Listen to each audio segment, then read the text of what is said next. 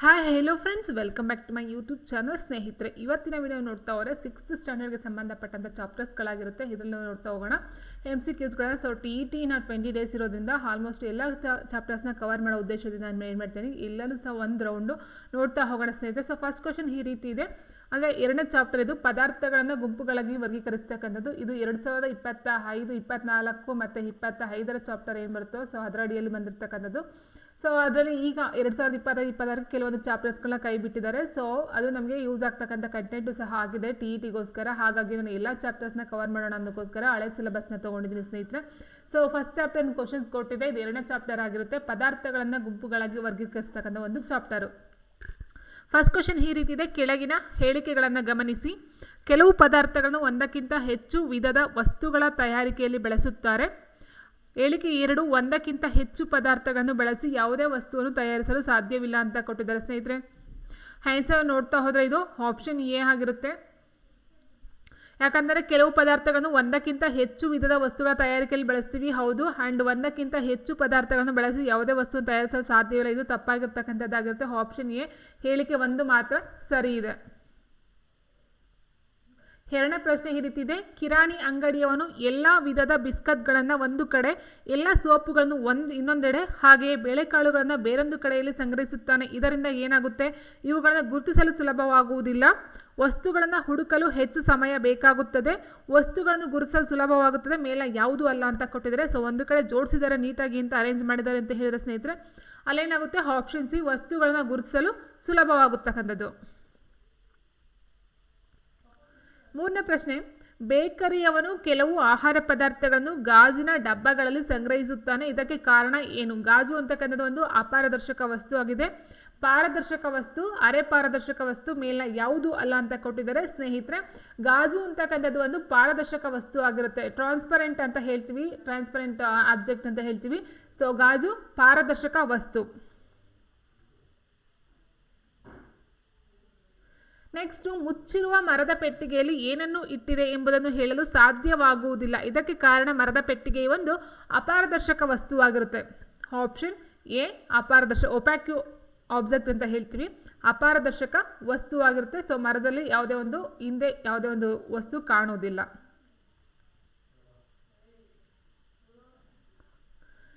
ಪದಾರ್ಥಗಳನ್ನ ಗುಂಪುಗಳಾಗಿ ವರ್ಗೀಕರಿಸುವುದರ ಉದ್ದೇಶ ಏನು? ಪದಾರ್ಥಗಳ ಗುಣಗಳನ್ನು ತಿಳಿಯಲು ಸಹಾಯವಾಗುತ್ತದೆ, ಪದಾರ್ಥಗಳನ್ನ ಗುರುತಿಸಲು ಸಹಾಯವಾಗುತ್ತೆ, ನಮ್ಮ ಅನುಕೂಲಕ್ಕಾಗಿ ಮೇಲಿನ ಎಲ್ಲವೂ ಅಂತ ಕೊಟ್ಟಿದ್ದಾರೆ ಸ್ನೇಹಿತರೆ. ಸೊ ಆನ್ಸರ್ ನೋಡ್ತಾ ಹೋದರೆ ಆನ್ಸರ್ ಬಂದು ಆಪ್ಷನ್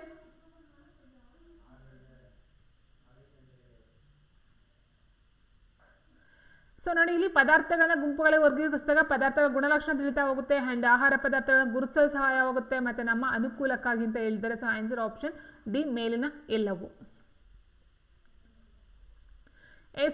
ನೆಕ್ಸ್ಟ್ ಕ್ವೆಶನ್. ರವಿಯು ಒಂದು ಬೀಕರಿನಲ್ಲಿ ಅರ್ಧದಷ್ಟು ನೀರನ್ನು ತೆಗೆದುಕೊಂಡು ಅದಕ್ಕೆ 2 - 3 ಚಮಚಗಳಷ್ಟು ಸೀಮೆ ಎಣ್ಣೆಯನ್ನು ಹಾಕುತ್ತಾನೆ. ಓಕೆ, ನೀರನ್ನು ತಗೊಳ್ತಾನೆ, ಅದಕ್ಕೆ 2 - 3 ಚಮಚದಷ್ಟು ಸೀಮೆ ಎಣ್ಣೆಯನ್ನು ಹಾಕ್ತಾನೆ.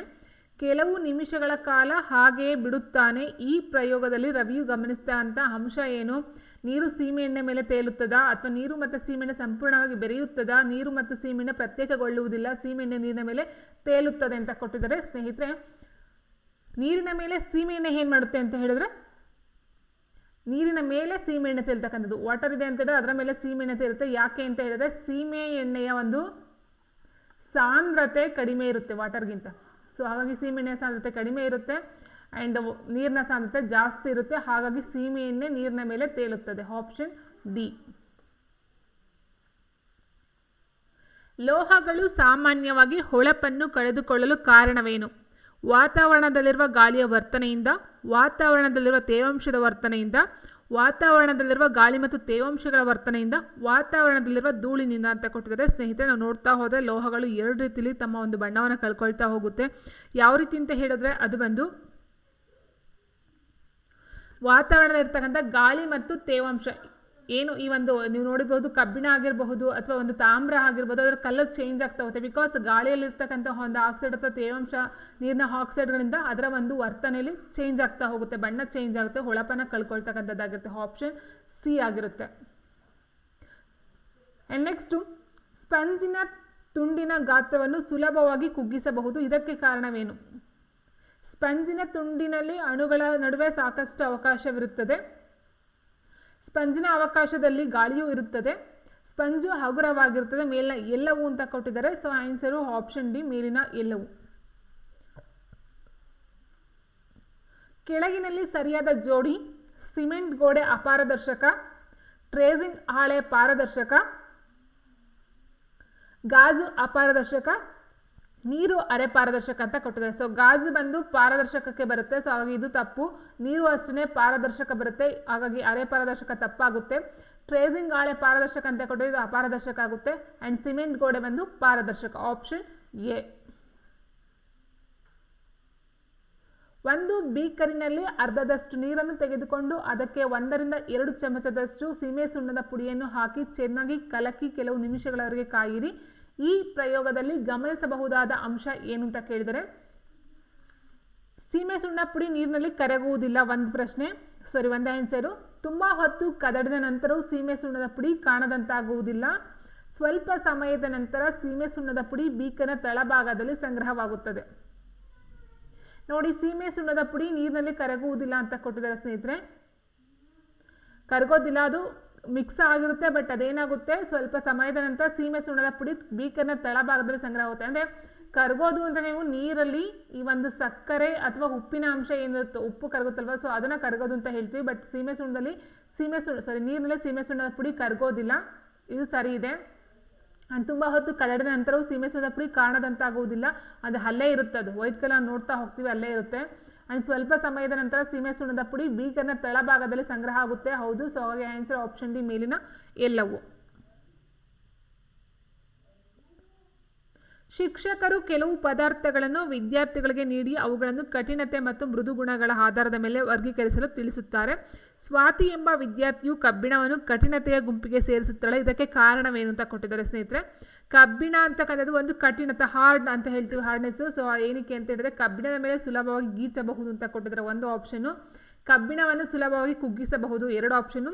ಕಬ್ಬಿಣವನ್ನು ಕುಗ್ಗಿಸುವುದು ಕಷ್ಟ, ಕಬ್ಬಿಣವು ಹೊಳಪನ್ನು ಹೊಂದಿದೆ ಅಂತಕ್ಕಂಥದ್ದು ಕೊಟ್ಟಿದ್ದಾರೆ. ಸೊ ನೋಡ್ತಾ ಹೋದರೆ ಆನ್ಸರಲ್ಲಿ ಸ್ನೇಹಿತರೆ ಕಬ್ಬಿಣ ಕಠಿಣತೆ ಅಂತ ಹೇಳಿದರೆ ಅದು ಕುಗ್ಗಿಸುವುದು ಕಷ್ಟ ಬರುತ್ತೆ. ತುಂಬ ಹಾರ್ಡ್ ಏನಿರುತ್ತೋ ಸೊ ಅದು ಬಗ್ತಕ್ಕಂಥದ್ದು ಇಲ್ಲ. ಆ್ಯಂಡ್ ನೆಕ್ಸ್ಟ್ 12ನೇ ಪ್ರಶ್ನೆ ಈ ರೀತಿ ಇದೆ: ಕೆಳಗಿನ ಲೋಹದ ಲಕ್ಷಣವನ್ನು ತಿಳಿಸಿ. ಸಾಮಾನ್ಯವಾಗಿ ಲೋಹಗಳು ಹೊಳಪನ್ನು ಹೊಂದಿರುವುದಿಲ್ಲ ಅಂತ ಕೊಟ್ಟಿದ್ದಾರೆ ಸ್ನೇಹಿತರೆ. ನಾವು ನೋಡ್ತಾ ಹೋದರೆ ಸಾಮಾನ್ಯವಾಗಿ ಲೋಹಗಳು ಹೊಳಪನ್ನು ಹೊಂದಿರುತ್ತವೆ. ಲುಸ್ಟ್ರಸ್ ಅಂತ ಹೇಳಿದ್ವಿ, ಲುಸ್ಟ್ರಸ್ ಅಂತ ಹೇಳ್ತೀವಿ, ಹೊಳಪನ್ನು ಹೊಂದಿರುತ್ತೆ. ಲೋಹಿಯ ಹೊಳಪೊಂದನ್ನು ಸಹ ನೋಡಿದ್ದೀವಿ. ಸೊ ಹಾಗಾಗಿ ಇದು ತಪ್ಪಾಗಿರ್ತಕ್ಕಂಥ ಒಂದು ಆಪ್ಷನ್ನು. ಕೆಲವು ಲೋಹಗಳ ಮೇಲೆ ಗಾಳಿ ಮತ್ತು ತೇವಾಂಶ ಪ್ರಭಾವ ಬೀರುತ್ತದೆ, ಇದು ಸರಿ ಬರುತ್ತೆ. ಯಾಕಂತಂದರೆ ಆಲ್ರೆಡಿ ಹೇಳಿದಾಗೆ ಗಾಳಿ ಮತ್ತು ತೇವಾಂಶದ ಪ್ರಭಾವದಿಂದಾಗಿ ತಮ್ಮ ಒಂದು ಹೊಳಪನ್ನು ಲೋಹಗಳು ಕಳ್ಕೊಳ್ತಕ್ಕಂಥದ್ದು ಇರುತ್ತೆ. ಹಾಗಾಗಿ ಆಪ್ಷನ್ ಬಿ ಸರಿ ಇದೆ. ಲೋಹಗಳ ಮೇಲೆ ಗಾಳಿ ಮತ್ತು ತೇವಾಂಶ ಯಾವುದೇ ಪ್ರಭಾವ ಬೀರುವುದಿಲ್ಲ, ತಪ್ಪಾಗುತ್ತೆ ಸ್ನೇಹಿತರೆ. ಕೊಠಡಿ ಉಷ್ಣತೆಯಲ್ಲಿ ಕೆಲವು ಲೋಹಗಳು ಅನಿಲ ಸ್ಥಿತಿಯಲ್ಲಿರುತ್ತವೆ ಅಂತಕ್ಕಂಥದ್ದು ತಪ್ಪಾಗುತ್ತೆ.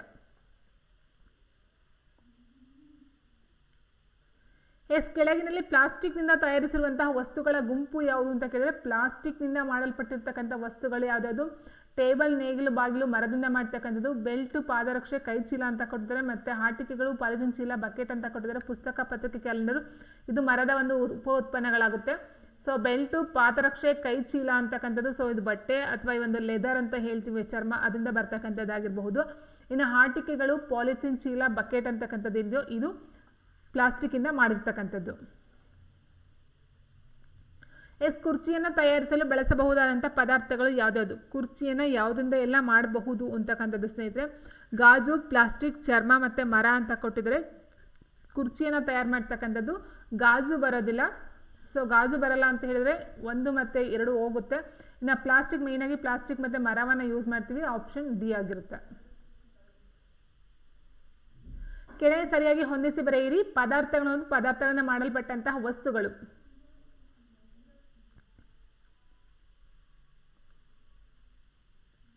ಸೊ ನೋಡಿ, ಇಲ್ಲಿ ಮರ ಅಂತ ಕೊಟ್ಟಿದ್ರೆ ಹತ್ತಿ, ಗಾಜು, ಚಿನ್ನ. ನಾವು ಉಂಗುರವನ್ನು ಮಾಡೋದಕ್ಕೆ ಯೂಸ್ ಮಾಡ್ತೀವಿ ಮೇಯ್ನಾಗಿ, ಗೊತ್ತೌದಲ್ವಾ. ಸೊ ಇನ್ನು ನೆಕ್ಸ್ಟ್ ನೋಡ್ತವ್ರೆ ಗಾಜು ಬಂದು ಕನ್ನಡಿಯನ್ನು ಯೂಸ್ ಮಾಡೋದಕ್ಕೆ ಮಾಡ್ತಕ್ಕಂಥದ್ದು. ಇನ್ನು ಮರ ಅಂತ ಹೇಳಿದಾಗ ಬಾಗಿಲು, ಹತ್ತಿ ಅಂತ ಹೇಳಿದ್ರೆ ಬಟ್ಟೆ. ಸೊ ಈ ರೀತಿ ನೋಡ್ತಾ ಹೋದರೆ ಆನ್ಸರ್ನ ಟಿಕ್ ಮಾಡ್ಕೊಳ್ಬಹುದು ಸ್ನೇಹಿತರೆ. ಆ್ಯಂಡ್ ನೆಕ್ಸ್ಟು ಪದಾರ್ಥಗಳ ಗುಣಗಳಿಗೆ ಸಂಬಂಧಿಸಿದ ಕೆಳಗಿನ ಹೇಳಿಕೆಗಳನ್ನು ಗಮನಿಸಿ. ಸೀಮೆ ಸುಣ್ಣಕ್ಕೆ ಹೊಳಪಿದೆ ಹೇಳಿಕೆ 1, ಹೇಳಿಕೆ 2 ಬಂದು ಕಬ್ಬಿಣಕ್ಕೆ ಹೊಳಪಿಲ್ಲ. ಸೀಮೆ ಸುಣ್ಣಕ್ಕೆ ಹೊಳಪಿದೆ, ಕಬ್ಬಿಣಕ್ಕೆ ಹೊಳಪಿಲ್ಲ. ಸೊ 2 ಆಪ್ಷನ್ ಸರಿಯಾಗಿರ್ತಕ್ಕಂಥ ಒಂದು ಯಾವುದು ಅಂತ ಹೇಳಿದ್ರೆ ಎರಡೂ ಹೇಳಿಕೆಗಳು ತಪ್ಪಾಗುತ್ತೆ. ಯಾಕಂದರೆ ಲೋಹಗಳು ಉಳಿತವೆ ಅಂತ ಹೇಳಿದ್ರೆ ಸೀಮೆ ಸುಣ್ಣ ಹೊಳಪಿದೆ ತಪ್ಪು, ಕಬ್ಬಿಣಕ್ಕೆ ಹೊಳಪಿಲ್ಲ ಅಂತಕ್ಕಂಥದ್ದು ಸಹ ತಪ್ಪಾಗುತ್ತೆ ಇಲ್ಲಿ. ಸೊ ಆನ್ಸರ್ ಆಪ್ಷನ್ ಡಿ, ಎರಡೂ ಹೇಳಿಕೆಗಳು ತಪ್ಪು. ನೆಕ್ಸ್ಟು ಕೆಳಗಿನಲ್ಲಿ ಹೊಳಪಿರುವಂತಹ ವಸ್ತುಗಳ ಸರಿಯಾದ ಗುಂಪನ್ನು ಕೇಳಿದರೆ ತಾಮ್ರದ ತಂತಿ, ಚಿನ್ನ, ಅಲ್ಯೂಮಿನಿಯಂ. ತಾಮ್ರ ತಂತಿ, ಇದ್ದಿಲು, ರಬ್ಬರ್. ಲೋಹಗಳು ಹೇಳಿದಾಗ ಸ್ನೇಹಿತರೆ ಹೊಳಪಿರುವಂಥ ವಸ್ತುಗಳು ಅಂತ ಹೇಳಿದ್ರೆ ಮೇಯ್ನಾಗಿ ನಾವು ಲೋಹಗಳು ಅಂತ ಹೇಳ್ತೀವಿ, ಲೋಹಗಳು. ಓಕೆ, ಸೊ ಇಲ್ಲಿ ನೋಡ್ತಾ ಹೋದರೆ ರಬ್ಬರ್ಗೆ ನಾವು ಹೊಳಪಿರೋದಿಲ್ಲ, ಇದ್ದಿಲಿಗೂ ಸಹ ಹೊಳಪಿರೋದಿಲ್ಲ, ರಬ್ಬರ್ ಬರೋದಿಲ್ಲ.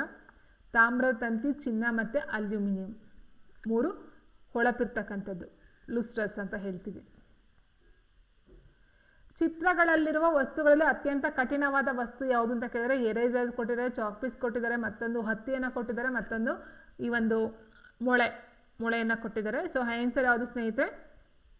ಆಪ್ಷನ್ ಎ, ಕಬ್ಬಿಣದ ಮೊಳೆ. ಸೊ ಇದನ್ನು ನೀವು ಆನ್ಸರ್ ಮಾಡ್ತಾ ಹೋಗಿ. ನೆಕ್ಸ್ಟ್ ಕ್ವಶನ್ ಇರುತ್ತೆ, ಕೆಳಗಿನಲ್ಲಿ ಸರಿಯಾದ ಹೇಳಿಕೆಯನ್ನು ಗುರುತಿಸಿ ಅಂತ ಕೊಟ್ಟಿದ್ದಾರೆ. ಪೆಟ್ರೋಲ್ ನೀರಿನ ಜೊತೆ ಸಂಪೂರ್ಣವಾಗಿ ಬೆರೆಯುತ್ತದೆ. ವಿನೆಗರ್ ಮತ್ತು ನೀರು ಸಂಪೂರ್ಣವಾಗಿ ಬೆರೆಯುತ್ತದೆ. ಕೊಬ್ಬರಿ ಎಣ್ಣೆ ಮತ್ತು ನೀರು ಸಂಪೂರ್ಣವಾಗಿ ಬೆರೆಯುತ್ತದೆ. ನಿಂಬೆ ರಸ ಮತ್ತು ನೀರು ಸಂಪೂರ್ಣವಾಗಿ ಬೆರೆಯುವುದಿಲ್ಲ ಅಂತ ಕೊಟ್ಟಿದ್ದಾರೆ. ನೋಡಿ, ಪೆಟ್ರೋಲ್ ನೀರಿನೊಂದಿಗೆ ಸಂಪೂರ್ಣವಾಗಿ ಬೆರೆಯೋದಿಲ್ಲ, ಹಾಗಾಗಿ ತಪ್ಪು. ಬೆರೆಯುತ್ತದೆ ಅಂತ ಕೊಟ್ಟರೆ ತಪ್ಪು. ಇನ್ನು ಕೊಬ್ಬರಿ ಎಣ್ಣೆನೂ ಅಷ್ಟೇ ಸಂಪೂರ್ಣವಾಗಿ ನೀರು ಜೊತೆ ಬೆರೆಯೋದಿಲ್ಲ, ಅದು 2 ತಪ್ಪು. ಇನ್ನು ನಿಂಬೆ ರಸ ಮತ್ತು ನೀರು ಸಂಪೂರ್ಣವಾಗಿ ಬೆರೆಯುವುದಿಲ್ಲ ಅಂತ ಕೊಟ್ಟರೆ ನಿಂಬೆ ರಸ ನೀರು ಜೊತೆ ಬೆರೆಯುತ್ತೆ, ಸೊ ಇದು ತಪ್ಪಾಗುತ್ತೆ. ಇನ್ನು ವಿನೆಗರ್ ಮತ್ತು ನೀರು ಸಂಪೂರ್ಣವಾಗಿ ಬೆರೆಯುತ್ತದೆ, ಇದು ಸರಿಯಾಗಿರ್ತಕ್ಕಂಥ ಒಂದು ಹೇಳಿಕೆ. ನೀರಿನಲ್ಲಿ ಕರಗದ ವಸ್ತು ಯಾವುದು? ಉಪ್ಪು, ಸಕ್ಕರೆ, ಇವೆರಡು ಡೆಫಿನೆಟ್ ಆಗಿ ನೀರಿನಲ್ಲಿ ಕರಗ್ತಕ್ಕಂಥ. ಇನ್ನು ಮರಳು, ತಾಮ್ರದ ಸಲ್ಫೇಟ್, ಇವೆರಡು ನೋಡ್ತಾ ಹೋದಾಗ ಸ್ನೇಹಿತರೆ ಯಾವುದು ನೀರಿನಲ್ಲಿ ಕರಗದೇ ಇರ್ತಕ್ಕಂಥದ್ದು ಅಂತ ಹೇಳಿದರೆ ಆನ್ಸರ್ ಆಪ್ಷನ್ ಸಿ, ಮರಳು. ಮರಳು ಅಂತಕ್ಕಂಥದ್ದು ಏನಿದೆಯೋ ಇದು ನೀರಿನಲ್ಲಿ ಕರಗದಂತಹ ಒಂದು ವಸ್ತು, ಆನ್ಸರ್ ಆಪ್ಷನ್ ಸಿ ಆಗಿರುತ್ತೆ. ನೀರಿನಲ್ಲಿ ವಾಸಿಸುವ ಪ್ರಾಣಿಗಳು ಮತ್ತು ಸಸ್ಯಗಳ ಉಳಿವಿಗೆ ನೀರಿನಲ್ಲಿ ಕರಗಿದ ಆಕ್ಸಿಜನ್ ತುಂಬ ಅಗತ್ಯ ಎಂಬ ಹೇಳಿಕೆಯು ಇದನ್ನು ಸಮರ್ಥಿಸುತ್ತದೆ. ನೀರಿನಲ್ಲಿ ವಾಸಿಸುವ ಪ್ರಾಣಿಗಳು ಮತ್ತು ಸಸ್ಯಗಳ ಉಳಿವಿಗೆ ನೀರಿನಲ್ಲಿ ಕರಗಿರ್ತಕ್ಕಂಥ ಆಕ್ಸಿಜನ್ ತುಂಬ ಅಗತ್ಯ, ಹೌದಲ್ವಾ? ಸೊ ಹಾಗಾದರೆ ಇದು ಏನನ್ನು ಸಮರ್ಥಿಸುತ್ತೆ ಈ ಒಂದು ಹೇಳಿಕೆ? ಕೆಲವು ಅನಿಲಗಳು ನೀರಿನಲ್ಲಿ ಕರಗುತ್ತವೆ, ಆಕ್ಸಿಜನ್ ನೀರಿನಲ್ಲಿ ಕರಗುವುದಿಲ್ಲ. ನೋಡಿ, ನೀರಿನಲ್ಲಿ ಕರಗಿದ ಆಕ್ಸಿಜನ್ ಅಂತ ಕೊಟ್ಟಿದ್ದಾರೆ. ಸೊ ಆಕ್ಸಿಜನ್ ನೀರಿನಲ್ಲಿ ಕರಗುವುದಿಲ್ಲ, ತಪ್ಪಾಗುತ್ತೆ ಸ್ನೇಹಿತರೆ. ನೀರಿನಲ್ಲಿ ವಾಸಿಸುವ ಜೀವಿಗಳಿಗೆ ಆಕ್ಸಿಜನ್ ಅಗತ್ಯವಿಲ್ಲ ಅಂತ ಕೊಟ್ಟಿದ್ದಾರೆ, ತುಂಬ ಅಗತ್ಯ ಅಂತ ಇದೆ ಇಲ್ಲಿ. ನೀರಿನಲ್ಲಿ ವಾಸಿಸುವ ಸಸ್ಯ ಮತ್ತು ಪ್ರಾಣಿಗಳು ಉಸಿರಾಡುತ್ತವೆ. ಸೊ ಈಗ ನಾವು ಎರಡನ್ನು ತಗೊಳ್ತೀವಿ, ಹೌದಲ್ವಾ?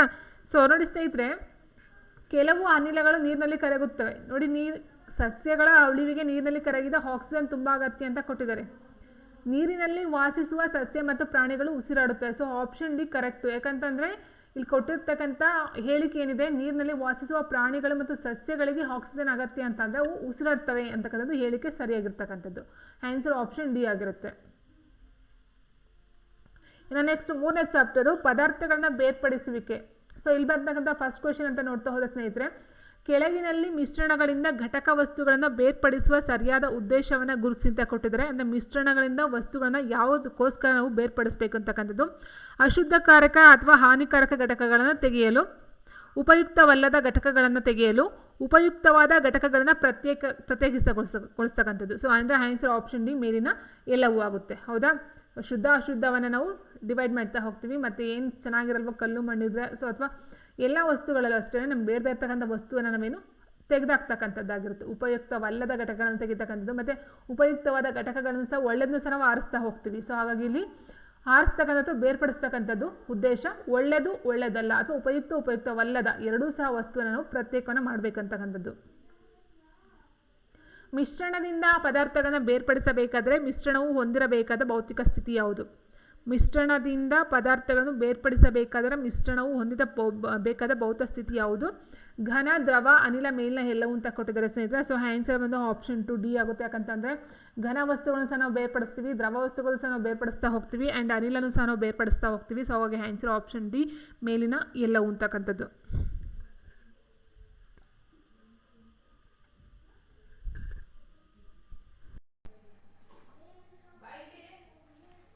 ಹೆಚ್ಚಿರೋದು ಬಾಗ್ಲಕ್ಕು ಚಿರು ಬಾಗ್ಲಕ್ಕೆ ಇದು ಬಾಗ್ಲಕ್ಕು ಒಳಗಡೆ ಆಚಿದ ಬಾಗ್ಲಕ್ಕು ದಾತಂಗೆ ಮೇವು ಎತ್ಕೊಡು ಏನಾರು ಕೊಡ್ತಿದ್ದಕ್ಕೆ ಸೂಚನೆ. ಇನ್ನು ನೆಕ್ಸ್ಟ್ ನೋಡ್ತಾ ಹೋದರೆ ಮಿಶ್ರಣದಿಂದ ಘಟಕಗಳನ್ನು ಬೇರ್ಪಡಿಸುವುದಕ್ಕೆ ಸಂಬಂಧಿಸಿದಂತೆ ಸರಿಯಾದ ಹೇಳಿಕೆಯನ್ನು ಗುರುತಿಸಿ. ಹೇಳಿಕೆ ಒಂದು ಹೀಗಿದೆ: ಮಿಶ್ರಣದ ಅನುಪಯುಕ್ತ ಘಟಕಗಳನ್ನು ನಾವು ಎಸೆಯುತ್ತೇವೆ. ಹೌದಾ, ಮಿಶ್ರಣದ ಉಪಯುಕ್ತ ಘಟಕಗಳನ್ನು ನಾವು ಬಳಸ್ಕೊಳ್ತೀವಿ. ಇಲ್ಲಿ ಯಾವ ಹೇಳಿಕೆ ಸರಿ ಇದೆ ಸ್ನೇಹಿತರೆ? ಸೊ ಆಪ್ಷನ್ ಅನ್ನು ನೋಡ್ತಾ ಹೋದರೆ ಎರಡೂ ಹೇಳಿಕೆನೂ ಸಹ ಸರಿ ಇದೆ. ಯಾಕಂತಂದರೆ ಮಿಶ್ರಣದ ಅನುಪಯುಕ್ತ ಘಟಕ ನಾವು ಎಸಿತೀವಿ, ಉಪಯುಕ್ತನ ಇಟ್ಕೊಳ್ತೀವಿ. ಆ್ಯಂಡ್ ನೆಕ್ಸ್ಟ್ ಕ್ವೆಶನ್ನು, ಒಂದು ಚಿತ್ರವನ್ನು ಕೊಟ್ಟಿದ್ದಾರೆ. ಈ ಚಿತ್ರದಲ್ಲಿ ವಿಧಾನದಿಂದ ಕೆಳಗಿನ ಯಾವ ಮಿಶ್ರಣದ ಘಟಕ ವಸ್ತುಗಳನ್ನು ಬೇರ್ಪಡಿಸಬಹುದು ಅಂತ ಕೊಟ್ಟಿದ್ದಾರೆ. ನೀರು ಮತ್ತು ಎಣ್ಣೆಯ ಮಿಶ್ರಣ, ನೀರಿನಲ್ಲಿರುವ ಮರದ ಹೊಟ್ಟು, ನೀರಿನಲ್ಲಿ ಕರಗಿದ ಉಪ್ಪು, ಹಾಲಿನಲ್ಲಿ ಕರಗಿರುವ ಸಕ್ಕರೆ. ಸೊ ಸ್ನೇಹಿತರು ನೋಡ್ತಾ ಹೋದರೆ ಇಲ್ಲಿ ಹಾಲಿನಲ್ಲಿ ಕರಗಿದ ಸಕ್ಕರೆನೂ ಆಗಲ್ಲ, ಉಪ್ಪುನೂ ಸಹ ಆಗಲ್ಲ, ಎಣ್ಣೆನೂ ಸಹ ಮಿಶ್ರಣ ಮಾಡಿರ್ತಕ್ಕಂಥ ನಾವು ಸಪ್ರೇಟ್ ಮಾಡೋದಕ್ಕೆ ಈ ಒಂದು ಮೆಥಡು ಅಲ್ಲ. ಸೊ ಆನ್ಸರ್ ಆಪ್ಷನ್ ಬಿ, ನೀರಿನಲ್ಲಿರ್ತಕ್ಕಂಥ ಮರದ ಹೊಟ್ಟನ್ನು ಜಾಲರಿಯ ಮೂಲಕ ಸೋಸ್ತಕ್ಕಂಥದ್ದಾಗಿರುತ್ತೆ. ಸತೀಶನ ತಾಯಿಯು ಚಹಾ ಮಾಡುವಾಗ ಜರಡಿಯನ್ನು ಬಳಸಿ ಚಹಾ ಎಲೆಗಳನ್ನು ಬೇರ್ಪಡಿಸುತ್ತಿರುವುದನ್ನು ಗಮನಿಸಿದನು. ಸತೀಶನ ತಾಯಿಯು ಹೀಗೆ ಮಾಡಿದ ಉದ್ದೇಶ ಏನು? ಹಾನಿಕಾರಕ ಘಟಕಗಳನ್ನು ಬೇರ್ಪಡಿಸ್ತಕ್ಕಂಥದ್ದು, ಅಥವಾ ಎರಡು ಪ್ರತ್ಯೇಕ ಆದರೆ ಉಪಯುಕ್ತವಾದ ಘಟಕವನ್ನು ಬೇರ್ಪಡಿಸಲು, ಉಪಯುಕ್ತವಲ್ಲದ ಘಟಕಗಳನ್ನು ಬೇರ್ಪಡಿಸಲು, ವಿಷಪೂರಿತ ಘಟಕಗಳನ್ನು ಬೇರ್ಪಡಿಸ್ತಕ್ಕಂಥದ್ದು. ಸೊ ಆನ್ಸರ್ ನಾವು ನೋಡ್ತಾ ಹೋದರೆ ಸ್ನೇಹಿತರೆ ಹಾನಿಕಾರಕ ಡೆಫಿನೆಟ್ ಆಗಲ್ಲ. ಸೊ ಚಹಾದ ಎಲೆ ಹಾನಿಕಾರಕಕ್ಕೆ ಬರಲ್ಲ, ವಿಷಪೂರಿತನೂ ಅಲ್ಲ ಅದು. ಇನ್ನು ಉಳಿದಿರ್ತಕ್ಕಂಥ ನೋಡ್ತವ್ರೆ ಎರಡು ಪ್ರತ್ಯೇಕ ಆದರೆ ಉಪಯುಕ್ತವಾದ ಘಟಕಗಳನ್ನು ಬೇರ್ಪಡಿಸಲು, ಉಪಯುಕ್ತವಲ್ಲದ ಘಟಕಗಳನ್ನು ಬೇರ್ಪಡಿಸಲು. ಸೊ ನಾವು ಟೀನ ಸೋಸ್ತೀವಿ ಅಂತ ಹೇಳಿದ್ರೆ ಅಥವಾ ಚಹಾನ ಸೋಸ್ತೀವಿ ಅಂತ ಹೇಳಿದ್ರೆ ನಮಗೆ ಒಳ್ಳೇದು ಬೇಕು, ಅದು ಅಂದರೆ ಈ ಉಪಯುಕ್ತವಲ್ಲದ ಅಂತ ಹೇಳಿದ್ರೆ ಈ ಒಂದು ಕಾಫಿ ಪುಡಿ ಅಥವಾ ಟೀ ಸೊಪ್ಪು ಏನಿರುತ್ತೋ ಅದು ನಮಗೆ ಬೇಡ. ಸೊ ಹಾಗಾಗಿ ಆ ಒಂದು ಸೋಸ್ತಕ್ಕಂಥದ್ದು ಆಗಿರುತ್ತೆ. So answer option C. ಮರಳಿನಲ್ಲಿರುವ ಕಲ್ಲುಗಳನ್ನು ಬೇರ್ಪಡಿಸಲು ಜರಡಿ ಹಿಡುವಿಕೆಯು ಸೂಕ್ತವಾದ ವಿಧಾನ. ಇದಕ್ಕೆ ಕಾರಣ: ಮರಳಿನಂತಹ ಸಣ್ಣ ಕಣಗಳು ಜರಡಿಯ ರಂಧ್ರಗಳಿಂದ ಹಾದು ಹೋಗುವುದಿಲ್ಲ. ಕಲ್ಲುಗಳಂತಹ ದೊಡ್ಡ ಗಾತ್ರದ ಅಶುದ್ಧಕಾರಕಗಳು ಜರಡಿಯಲ್ಲಿ ಉಳಿದುಕೊಳ್ಳುವುದಿಲ್ಲ. ಮರಳಿನಂತಹ ಸಣ್ಣ ಕಣಗಳು ಜರಡಿಯ ಮೇಲೆ ಉಳಿದುಕೊಳ್ಳುತ್ತವೆ. ಮರಳಿನಂತಹ ಸಣ್ಣ ಕಣಗಳು ಜರಡಿಯ ರಂಧ್ರಗಳಿಂದ ಹಾದು ಹೋಗುತ್ತವೆ. ಆನ್ಸರ್ ಸ್ನೇಹಿತರೆ ನೋಡಿ, ಮರಳಿನಂತಹ ಸಣ್ಣ ಕಣಗಳು ಜರಡಿಯ ರಂಧ್ರಗಳಿಂದ ಹಾದು ಹೋಗೋದಿಲ್ಲ ಅಂತ ಕೊಟ್ಟಿದ್ದಾರೆ. ಸೊ ಹಾದು ಹೋಗುತ್ತೆ, ಹೌದಲ್ವಾ? ಸಣ್ಣ ಅಂತ ಹೇಳಿದಾಗ ಜರಡಿಯಿಂದ ಕೆಳಗಡೆ ಬೀಳುತ್ತೆ. ಇನ್ನು ಕಲ್ಲುಗಳಂತಹ ದೊಡ್ಡ ಗಾತ್ರದ ಅಶುದ್ಧಕಾರಕಗಳು ಜರಡಿಯಲ್ಲಿ ಉಳಿದುಕೊಳ್ಳುವುದಿಲ್ಲ ಅಂತ ಹೇಳಿದ್ರೆ ದಪ್ಪದೆಲ್ಲ ಜರಡಿಯಲ್ಲಿ ಉಳ್ಕೊಳ್ಳುತ್ತೆ, ತಪ್ಪಾಗುತ್ತೆ. ಇನ್ನು ಮರಳಿನಂತಹ ಸಣ್ಣ ಕಣಗಳು ಜರಡಿಯ ಮೇಲೆ ಉಳಿದುಕೊಳ್ಳುತ್ತವೆ ಅಂತಂದರೆ ಅದು ತಪ್ಪಾಗುತ್ತೆ, ಹೌದಾ? ಸೊ ಮರಳಿನಂತಹ ಸಣ್ಣ ಕಣಗಳು ಜರಡಿಯ ರಂಧ್ರಗಳಿಂದ ಕೆಳಗಡೆ ಹೋಗ್ತಕ್ಕಂಥದ್ದು ಆಪ್ಷನ್ ಡಿ ಆಗಿರುತ್ತೆ. ಮುಂದಿನ ಪ್ರಶ್ನೆ: ರೈತರು ಭಾರವಾದ ಧಾನ್ಯದ ಕಾಳುಗಳಿಂದ ಹಗುರವಾದ ಹೊಟ್ಟಿನ ಕಣಗಳನ್ನು ಬೇರ್ಪಡಿಸಲು ತೂರುವಿಕೆ ವಿಧಾನವನ್ನು ಅನುಸರಿಸುತ್ತಾರೆ. ಇದಕ್ಕೆ ಕಾರಣ? ಆನ್ಸರು ಹೊಟ್ಟಿನ ಕಣಗಳನ್ನು ಗಾಳಿಯ ದೂರ ಕೊಂಡೊಯ್ತಕ್ಕಂಥದ್ದಾಗಿರುತ್ತೆ. ಧಾನ್ಯವು ಒಟ್ಟುವಿನಿಂದ ಬೇರ್ಪಡಿಸ್ತಕ್ಕಂಥದ್ದು ಸಹ ಆಗಿರುತ್ತೆ. ಪ್ರತ್ಯೇಕಗೊಂಡ ಹೊಟ್ಟನ್ನು ದನಕರುಗಳ ಮೇವಿಗೆ ಬಳಸಲಾಗುತ್ತದೆ. ಸೊ ಆನ್ಸರ್ ಆಪ್ಷನ್ ಡಿ, ಮೇಲ್ನ ಎಲ್ಲವೂ ಆಗಿರುತ್ತೆ. ಸ್ನೇಹಿತರೆ ನಿಮಗೇನು ಡಿ ಆಪ್ಷನ್ಸ್ ಕೊಡಲಿಲ್ಲ ಅಂತ ಹೇಳಿದ್ರೆ ತೂರಿಕೆ ಒಂದು ವಿಧಾನನ ಅನುಸರಿಸ್ತಕ್ಕಂಥ ಇದಕ್ಕೆ ಕಾರಣ ಅಂತ ಹೇಳಿದ್ರೆ ನಾವು ಮೇಯ್ನಾಗಿ ಹೇಳ್ತಾ ಹೋದರೆ, ಅಂದರೆ ಮೇಲ್ನ ಎಲ್ಲವೂ ನಾವು ಆಪ್ಷನ್ ಕೊಟ್ಟಿಲ್ಲ ಅಂತ ಅಂದಾಗ ನಾವು ಏನು ಆನ್ಸರ್ ಮಾಡಬೇಕಾಗುತ್ತೆ? ಈ ತೂರಿಕೆ ವಿಧಾನದಿಂದ ಏನಾಗುತ್ತೆ? ಧಾನ್ಯ ಹೊಟ್ಟಿನಿಂದ ಬೇರ್ಪಡಿಸ್ತಕ್ಕಂಥದ್ದು ಸಹ ಆಗಿದೆ. ಪ್ರತ್ಯೇಕಗೊಂಡ ಹೊಟ್ಟನ್ನು ದನಕರುಗೆ ಮೇವಿಗೆ ಬಳಸಲಾಗುತ್ತೆ, ಇದು ತಪ್ಪರುತ್ತೆ. ಯಾವಾಗ ಮೇಲ್ನ ಎಲ್ಲವೂ ಕೊಟ್ಟಿಲ್ಲ, ಜಸ್ಟ್ ಒಂದು ಆಯ್ಕೆ ನೀವು ಆನ್ಸರನ್ನು ಮಾಡಬೇಕು ಅಂತ ಹೇಳಿದಾಗ ತೂರುವಿಕೆಯ ಮೇನ್ ರೀಸನ್ ಏನಂತ ಹೇಳಿದ್ರೆ ಧಾನ್ಯವನ್ನು ಹೊಟ್ಟಿನಿಂದ ಬೇರ್ಪಡಿಸ್ತಕ್ಕಂಥದ್ದು, ಅದು ಮೇಯ್ನಾಗಿ ಬರ್ತಕ್ಕಂಥ ರೀಸನ್ ಆಗಿರುತ್ತೆ ಸ್ನೇಹಿತರೆ. ಬಟ್ ಈಗ ಕೊಟ್ಟಿರ್ತಕ್ಕಂಥ 4 ಆಪ್ಷನ್ನಲ್ಲಿ ಆನ್ಸರು ಮೇಲ್ನ ಎಲ್ಲವೂ. ನೆಕ್ಸ್ಟ್, ಮಣ್ಣು ಮಿಶ್ರಿತ ನೀರಿನಿಂದ ಸ್ವಚ್ಛವಾದ ನೀರನ್ನು ಬೇರ್ಪಡಿಸಲು ಅನುಸರಿಸಬೇಕಾದ ಬೇರ್ಪಡಿಸುವಿಕೆ ವಿಧಾನಗಳು ಕ್ರಮವಾಗಿ ಯಾವುದು ಅಂತ ಕೇಳಿದರೆ, ಅಂದರೆ ಮಣ್ಣು ಮಿಶ್ರಿತ ನೀರಿನಲ್ಲಿ ನೀರು ಸಪ್ರೇಟ್ ಮಾಡಬೇಕಂದ್ರೆ ಏನು ಮಾಡಬಹುದು? ಸೊ ಏನು ಮಾಡ್ತಾರೆ ಅಂತ ಹೇಳಿದ್ರೆ ಗುರುತ್ವ ಬಲದಿಂದ ಬೇರ್ಪಡಿಸುವಿಕೆ, ಬಸಿಯುವಿಕೆ, ಸೋಸುವಿಕೆ. ಸೊ ಇಲ್ಲಿ ಎಲ್ಲನೂ ಬರುತ್ತೆ ಸ್ನೇಹಿತರೆ, ಬಟ್ ನಾವು ಕ್ರಮ ಆರ್ಡರ್ ವೈಸ್ ಆಗಿ ನಾವು ಮಾಡಬೇಕಾಗುತ್ತೆ. ಫಸ್ಟ್ ಏನು ಮಾಡಬೇಕಂತ ಹೇಳಿದರೆ ಗುರುತ್ವ ಬಲದಿಂದ ಬೇರ್ಪಡಿಸುವಿಕೆ, ಬಸಿಯುವಿಕೆ ಮತ್ತು ಸೋಸುವಿಕೆ, ಈ ಒಂದು ಆರ್ಡರಲ್ಲಿ ಮಣ್ಣನ್ನು ಸಪ್ರೇಟ್ ಮಾಡ್ತಕ್ಕಂಥದ್ದು ನೀರಿಂದ. ನೆಕ್ಸ್ಟ್, ಉಪ್ಪಿನ ಪರ್ಯಾಪ್ತ ದ್ರಾವಣವನ್ನು ಕಾಯಿಸುವುದರಿಂದ ಅದರಲ್ಲಿ ಇನ್ನೂ ಹೆಚ್ಚಿನ ಪ್ರಮಾಣದ ಉಪ್ಪನ್ನು ಕರಗಿಸಲು ಸಾಧ್ಯವಿಲ್ಲ. ಅದರಲ್ಲಿ ಇನ್ನೂ ಹೆಚ್ಚಿನ ಪ್ರಮಾಣದ ಉಪ್ಪನ್ನು ಕರಗಿಸಬಹುದು. ಅಂದರೆ ಉಪ್ಪಿನ ಪರ್ಯಾಪ್ತ ದ್ರಾವಣವನ್ನು ಕಾಯಿಸೋದ್ರಿಂದ ಏನಾಗುತ್ತೆ?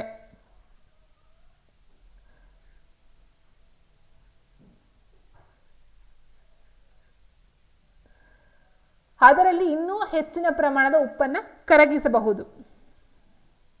ಸೊ ಆನ್ಸರ್ ಆಪ್ಷನ್ ಬಿ ಆಗಿರುತ್ತೆ. ಭತ್ತದ ಪೈರಿಂದ ಧಾನ್ಯಗಳನ್ನು ಬೇರ್ಪಡಿಸುವುದು ಬಡಿಯುವಿಕೆ. ಅಕ್ಕಿಯಿಂದ ಕಲ್ಲುಗಳನ್ನು ಬೇರ್ಪಡಿಸುವುದು ಏನು ಬರುತ್ತೆ? ತೂರುವಿಕೆ, ಕೈಯಿಂದ ಆರಿಸುವಿಕೆ, ಬಸಿಯುವಿಕೆ, ಶೋಧಿಸುವಿಕೆ. ಸ್ನೇಹಿತರೆ ಆನ್ಸರು ಆಪ್ಷನ್ ಬಿ, ಕೈಯಿಂದ ಆರಿಸುವಿಕೆ ಬರುತ್ತೆ. ಯಾಕಂದರೆ ಅಕ್ಕಿ ಅಥವಾ ಕಾಳುಗಳನ್ನು ನಾವು ಏನು ಮಾಡ್ತೀವಿ, ಕೈಯಿಂದ ಆರಿಸ್ತಕ್ಕಂಥದ್ದಾಗಿರುತ್ತೆ. ಇನ್ನು ತೂರೋದು ಅಂದಾಗ ಒಟ್ಟನ್ನು ತೂರ್ತಕ್ಕಂಥದ್ದಾಗಿರುತ್ತೆ. ಬಟ್ ಬಸಿಯುವಿಕೆ, ಶೋಧಿಸುವಿಕೆ ಇದೆಲ್ಲ ಬರ್ತಕ್ಕಂಥದ್ದು ಈ ಒಂದು ನೀರಿನ ಅಂಶದಲ್ಲಿ ನೋಡ್ತಾ ಹೋಗ್ತೀವಿ. ದ್ರವದ ವಸ್ತುಗಳು. ಅಕ್ಕಿಯಿಂದ ಕಲ್ಲನ್ನು ಬೇರ್ಪಡಿಸ್ತಕ್ಕಂಥ ಅಥವಾ ಕಾಳುಗಳಿಂದ ಕಲ್ಲುಗಳನ್ನು ಬೇರ್ಪಡಿಸ್ತಕ್ಕಂಥದ್ದು ಕೈಯಿಂದ ಆರಿಸುವಿಕೆ ಆಗಿರುತ್ತೆ. ಎಸ್, ಮುಂದಿನ ಪ್ರಶ್ನೆ, ಸಮುದ್ರದ ನೀರಿನಿಂದ ಉಪ್ಪನ್ನು ತಯಾರಿಸಲು ಹಂತಗಳನ್ನು ಕ್ರಮವಾಗಿ ಜೋಡಿಸಿ ಬರೆದಾಗ, ಅಂದರೆ ಸಮುದ್ರ ನೀರಿನ ಉಪ್ಪನ್ನು ಯಾವ ರೀತಿ ಪಡ್ಕೊಳ್ತೀವಿ ಅದರ ವಿಧಾನಗಳನ್ನು, ಹಂತಗಳನ್ನು ಬರೆಯಿರಿ ಅಂತ ಹೇಳಿದ್ರೆ ಸ್ನೇಹಿತರೆ. ಆನ್ಸರ್ ಬಂದು ಆಪ್ಷನ್ ಬಿ, ಮಿಶ್ರಣದಲ್ಲಿರುವ ಲವಣವನ್ನು ಶುದ್ಧೀಕರಿಸಿ ಸಾಮಾನ್ಯ ಉಪ್ಪನ್ನು ಪಡೆಯುವುದು.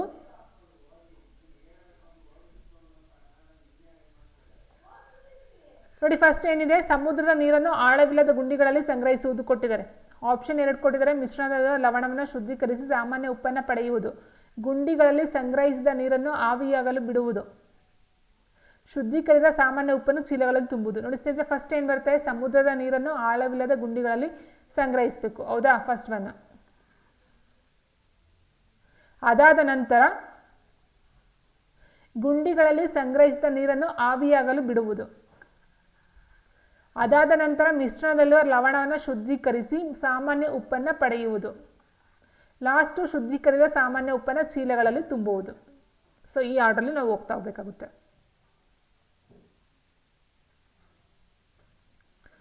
ನೆಕ್ಸ್ಟ್, ನಿಮಗೆ ಮರಳು ಮತ್ತು ಮರದ ಪುಡಿಯ ಮಿಶ್ರಣವನ್ನು ನೀಡಲಾಗಿದೆ. ಈ ಮಿಶ್ರಣದಿಂದ ಘಟಕ ವಸ್ತುಗಳನ್ನು ಬೇರ್ಪಡಿಸಲು ನೀವು ಆಯ್ಕೆ ಮಾಡಿಕೊಳ್ಳಬೇಕಾದ ಸೂಕ್ತ ವಿಧಾನ ಯಾವುದು? ಮರಳು ಮತ್ತು ಮರದ ಪುಡಿಯನ್ನು ಕೊಟ್ಟಿದ್ದಾರೆ. ಸೊ ಇಲ್ಲಿ ಏನಾಗುತ್ತೆ ಸ್ನೇಹಿತರೆ, ಮರದ ಪುಡಿ ಅಂತ ಹೇಳಿದಾಗ ಮರದ ಪುಡಿ ಈ ಒಂದು ಗಾಳಿಗೆ ಏನಾಗುತ್ತೆ, ತೂರ್ಕೊಂಡು ಹೋಗುತ್ತೆ, ತೂರುತ್ತೆ. ಸೊ ಹಾಗಾಗಿ ಇದು ಒಂದು ಘನ ವಸ್ತು ಅಲ್ಲ, ಗಾಳಿಲಿ ತೂರ್ತಕ್ಕಂಥದ್ದು. ಹಾಗಾಗಿ ಮರಳು ಮತ್ತು ಮರದ ಪುಡಿ ಕೊಟ್ಟರೆ ಏನಾಗುತ್ತೆ, ಮರದ ಪುಡಿ ತೂರುವಿಕೆಯಿಂದ ಹೋಗುತ್ತೆ. ಸೊ ಮರಳು ಕೆಳಗಡೆ ಬೀಳುತ್ತೆ, ಮರಳು ಹಿಂಗೆ ಬೀಳುತ್ತೆ, ಈ ಮರದ ಪುಡಿ ಹಿಂಗೆ ಗಾಳಿಲಿ ತೂರ್ಕೊಂಡೋಗುತ್ತೆ.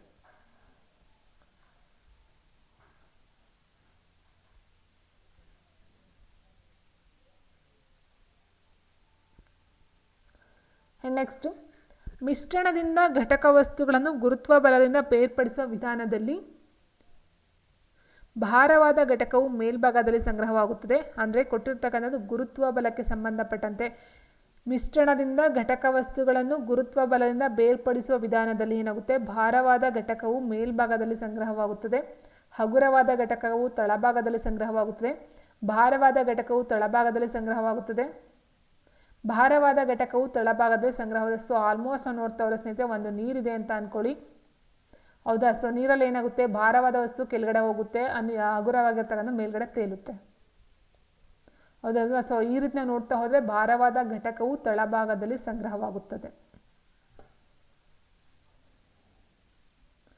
ಅಕ್ಕಿ ಮತ್ತು ಬೇಳೆಗಳಲ್ಲಿ ಧೂಳಿನ ಕಣಗಳ ರೀತಿಯ ಹಗುರವಾದ ಅಶುದ್ಧ ಕಾರಕಗಳನ್ನು ಬೇರ್ಪಡಿಸಲು ಬಳಸಬಹುದಾದ ಸೂಕ್ತವಾದ ವಿಧಾನ ಯಾವುದು? ಅಕ್ಕಿ ಮತ್ತು ಬೇಳೆಗಳಲ್ಲಿ ಧೂಳಿನ ಕಣಗಳ ರೀತಿಯ ಹಗುರವಾಗಿರ್ತಕ್ಕಂಥ ಒಂದು ವಸ್ತುಗಳನ್ನ ನಾವು ಯಾವ ರೀತಿ ಬೇರ್ಪಡಿಸ್ಬೋದು ಅಂದರೆ ತೂರುವಿಕೆಯ ಮೂಲಕ ಬೇರ್ಪಡಿಸ್ತೀವಿ ಸ್ನೇಹಿತರೆ. ನೀರಾವಿಯ ದ್ರವರೂಪಕ್ಕೆ ಬದಲಾಗುವ ಕ್ರಿಯೆ. ನೀರಾವಿಯು ದ್ರವ ರೂಪಕ್ಕೆ ಬದಲಾಗ್ತಕ್ಕಂಥ ಒಂದು ಕ್ರಿಯೆಯನ್ನು ಎಂದು ಕರೆಯುತ್ತಾರೆ? ಸಾಂದ್ರೀಕರಣ, ಆವಿಕರಣ, ತಟಸ್ಥೀಕರಣ, ಘನೀಕರಣ ಅಂತ ಕೊಟ್ಟಿದ್ದಾರೆ. ಸೊ ಆನ್ಸರು ಆಪ್ಷನ್ ಎ, ಸಾಂದ್ರೀಕರಣ. ಅಂದರೆ ನೀರಾವಿ ಇರ್ತಕ್ಕಂಥದ್ದು, ಆವಿಯಾಗಿ ಹೋಗ್ತಕ್ಕಂಥ ನೀರನ್ನ ನಾವು ದ್ರವ ರೂಪಕ್ಕೆ, ನೀರಿನ ಒಂದು ರೂಪಕ್ಕೆ ತರ್ತಕ್ಕಂಥದ್ದು ಸಾಂದ್ರೀಕರಣ ಆಗಿರುತ್ತೆ. ಇನ್ನು ನೀರನ್ನು ನಾವು ಐಸ್ಗೆ ತರ್ತಕ್ಕಂಥದ್ದು ಘನೀಕರಣ ಆಗಿರುತ್ತೆ. ಕೆಳಗೆ ನೀಡಿರುವ ಮಿಶ್ರಣಗಳನ್ನು ಮತ್ತು ಅವುಗಳ ಬೇರ್ಪಡಿಸುವಿಕೆ ವಿಧಾನಗಳ ಹೊಂದಿಸಿ ಬರೆಯಿರಿ. ಮಿಶ್ರಣಗಳು ಮತ್ತು ಬೇರ್ಪಡಿಸುವಿಕೆ ವಿಧಾನಗಳು. ಇಲ್ಲೇನಾಗಿದೆ, ಧಾನ್ಯದಲ್ಲಿರುವ ಕಲ್ಲು, ಮರಳು ಮತ್ತು ನೀರಿನ ಮಿಶ್ರಣ, ಉಪ್ಪು ಮತ್ತು ನೀರಿನ ಮಿಶ್ರಣ ಹಿಡಿಯುವಿಕೆ, ರಾಗಿ ಮತ್ತು ಮಣ್ಣು ಅಂತ ಕೊಟ್ಟಿದ್ದಾರೆ. ಧಾನ್ಯದಲ್ಲಿರ್ತಕ್ಕಂಥದ್ದು ಕಲ್ಲು. ಕಲ್ಲನ್ನು ನಾವೇನು ಮಾಡ್ತೀವಿ, ಕೈಯಿಂದ ಹಾರಿಸ್ತಕ್ಕಂಥದ್ದು ಆಗಿರುತ್ತೆ ಸ್ನೇಹಿತರೆ. ಸೊ ಹಾಗಾಗಿ ಆ್ಯಂಡ್ ನೆಕ್ಸ್ಟು ಓಕೆ ಕೈಯಿಂದ ಹಾರಿಸ್ತಕ್ಕಂಥದ್ದು. ಇನ್ನು ನೆಕ್ಸ್ಟ್ ನಾವು ನೋಡ್ತಾ ಹೋದರೆ ರಾಗಿ ಮತ್ತು ಮಣ್ಣ ಏನು ಮಾಡ್ತೀವಿ ನಾವು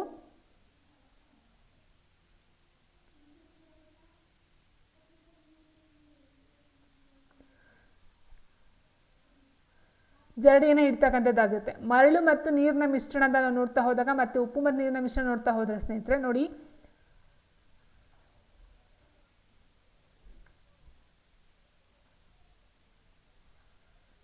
ಧಾನ್ಯದಲ್ಲಿರ್ತಕ್ಕಂಥ ಕಲ್ಲನ್ನ ಕೈಯಿಂದ ಆರಿಸ್ಕೊಳ್ತೀವಿ.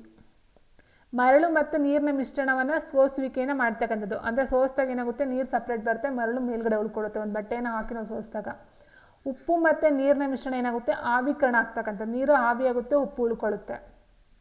ಇನ್ನು ರಾಗಿ ಮತ್ತು ಮಣ್ಣನ್ನು ಏನಾಗುತ್ತೆ, ಜರಡಿ ಹಿಡಿಯುವಿಕೆ ಬರುತ್ತೆ. ಹೌದಾ. ಆ್ಯಂಡ್ ನೆಕ್ಸ್ಟು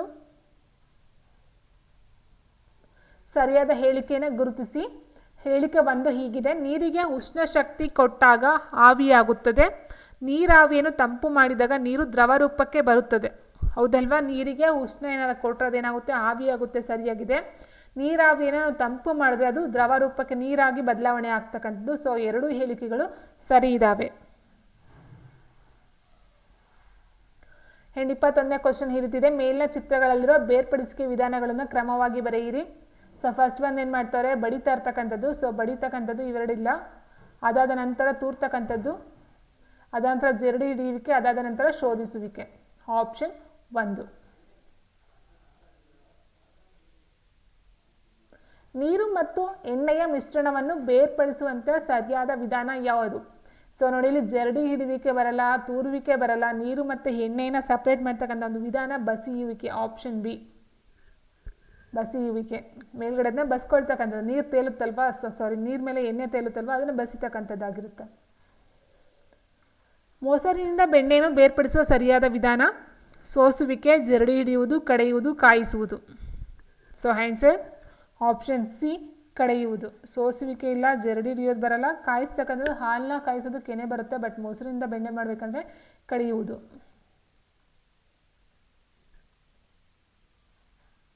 ಎಸ್ 4ನೇ ಚಾಪ್ಟರ್ ಸಸ್ಯಗಳನ್ನು ತಿಳಿಯುವುದು ಆಗಿದೆ ಸ್ನೇಹಿತರೆ. 4ನೇ ಚಾಪ್ಟರ್ ಇದು. ಸೊ ಫಸ್ಟ್ ಕ್ವಶನ್ ಈ ರೀತಿ ಇದೆ: ಸಲಾಕೆಯ ಭಾಗಗಳನ್ನು ಮೇಲಿಂದ ಕ್ರಮವಾಗಿ ಬರೆಯಿರಿ.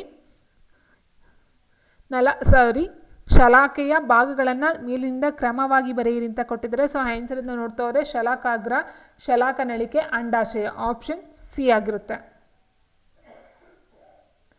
ನೆಕ್ಸ್ಟ್ ಗುಂಪಿಗೆ ಸೇರಿದ ಪದವನ್ನು ಗುರುತಿಸಿ. ಕೇಸರ, ಕೇಸರದಂಡ, ಪರಾಗ, ಅಂಡಕ ಅಂತ ಕೊಟ್ಟಿದ್ದಾರೆ. ಇದರಲ್ಲಿ ಸರಿ ಇಲ್ಲದೆ ಇರ್ತ ಗುಂಪಿಗೆ ಸೇರದೇ ಇರ್ತಕ್ಕಂಥದ್ದು ಆಪ್ಷನ್ ಎ, ಅಂಡಕ.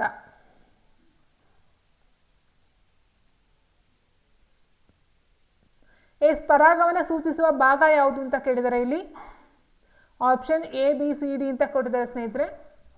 ಪರಾಗವನ್ನು ಸೂಚಿಸುವಂಥ ಒಂದು ಭಾಗ ಯಾವುದು? ಆಪ್ಷನ್ ಸಿ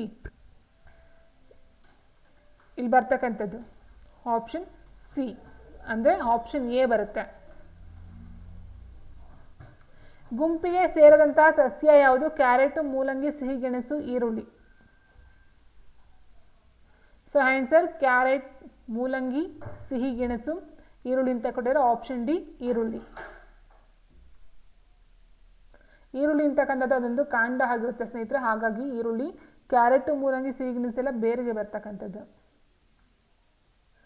ಹೂವಿನ ಗಂಡು ಭಾಗ ಯಾವುದು? ಕೇಸರ, ಅಂಡಾಶಯ, ಶಲಾಕ ನಳಿಕೆ, ಶಲಾಕಾಗ್ರ. ಆನ್ಸರ್ ಆಪ್ಷನ್ ಎ, ಕೇಸರ. ಹೂವಿನಲ್ಲಿರುವ ಎಲೆಯ ರೀತಿಯ ಸಣ್ಣ ರಚನೆಗಳು ಪುಷ್ಪ ದಳಗಳು, ಪುಷ್ಪ ಪತ್ರಗಳು, ಶಲಾಕೆ, ಕಾಂಡ. ಆನ್ಸರ್ ಆಪ್ಷನ್ ಬಿ, ಪುಷ್ಪ ಪತ್ರಗಳು. ಕಾಂಡದಲ್ಲಿ ಕಂಡುಬರುವ ಸಾಗಾಣಿಕಾ ಸಂಚಾರ ರಸ್ತೆ ಎಷ್ಟು ಅಂತ ಕೇಳಿದರೆ 1, 2, 3, 4 ಅಂತ ಕೊಟ್ಟಿದ್ದಾರೆ. ಕಾಂಡದಲ್ಲಿ ಕಂಡುಬರುವ ಸಾಗಾಣಿಕಾ ಸಂಚಾರ ರಸ್ತೆ ಅಂತೆ. ಸೊ ಆನ್ಸರ್ ಬಂದು ಆಪ್ಷನ್ ಬಿ, 2. ಕಾಂಡಕ್ಕೆ ಅಂಟಿಕೊಂಡಿರುವ ಎಲೆಯ ಭಾಗ. ಕಾಂಡಕ್ಕೆ ಅಂಟಿಕೊಂಡಿರುವ ಎಲೆಯ ಭಾಗ ಎಲೆ, ತೊಟ್ಟು, ಪತ್ರಪಟಲ, ಸೆಲೆ ಯಾವುದು ಅಲ್ಲ. ಆನ್ಸರ್ ಆಪ್ಷನ್ ಎ, ಎಲೆ ತೊಟ್ಟು. ಆಲೂಗಡ್ಡೆಯನ್ನು ಪಿಷ್ಟದ ಪರೀಕ್ಷೆಗೆ ಒಳಪಡಿಸಿದಾಗ ಕಂಡುಬರುವಂತಹ ಬಣ್ಣ ಯಾವುದು? ಕಂದು, ಬಿಳಿ, ಕಪ್ಪು ಮಿಶ್ರಿತ ನೀಲಿ, ಹಸಿರು. ಉತ್ತರ ಆಪ್ಷನ್ ಸಿ ಕಪ್ಪು ಮಿಶ್ರಿತ ನೀಲಿ. ದುರ್ಬಲ ಕಾಂಡವಿರುವ ಮತ್ತು ಆಧಾರವನ್ನು ಪಡೆದು ಹತ್ತುವ ಸಸ್ಯಗಳನ್ನು ಏನೆಂದು ಕರೆಯಲಾಗುತ್ತದೆ? ದುರ್ಬಲ ಕಾಂಡವಿರುವ ಮತ್ತು ಆಧಾರವನ್ನು ಪಡೆದು ಹತ್ತುವ ಸಸ್ಯಗಳನ್ನು ಏನೆಂದು ಕರೆಯುತ್ತಾರೆ? ಆಪ್ಷನ್ ಬಿ ಅಡರು ಬಳ್ಳಿ. ಇವುಗಳಲ್ಲಿ ಎಲೆಯ ಕಾರ್ಯಗಳೇನು? ಬಾಷ್ಪ ವಿಸರ್ಜನೆ, ದ್ಯುತಿ ಸಂಶ್ಲೇಷಣೆ, ಸಾಗಾಣಿಕೆ. ಎ ಮತ್ತು ಬಿ. ಎಲೆಯ ಕಾರ್ಯಗಳು ಆನ್ಸರ್ ಬಾಷ್ಪ ವಿಸರ್ಜನೆ ಮತ್ತು ದ್ಯುತಿ ಸಂಶ್ಲೇಷಣೆ. ಆಪ್ಷನ್ ಡಿ ಆಗಿರುತ್ತೆ.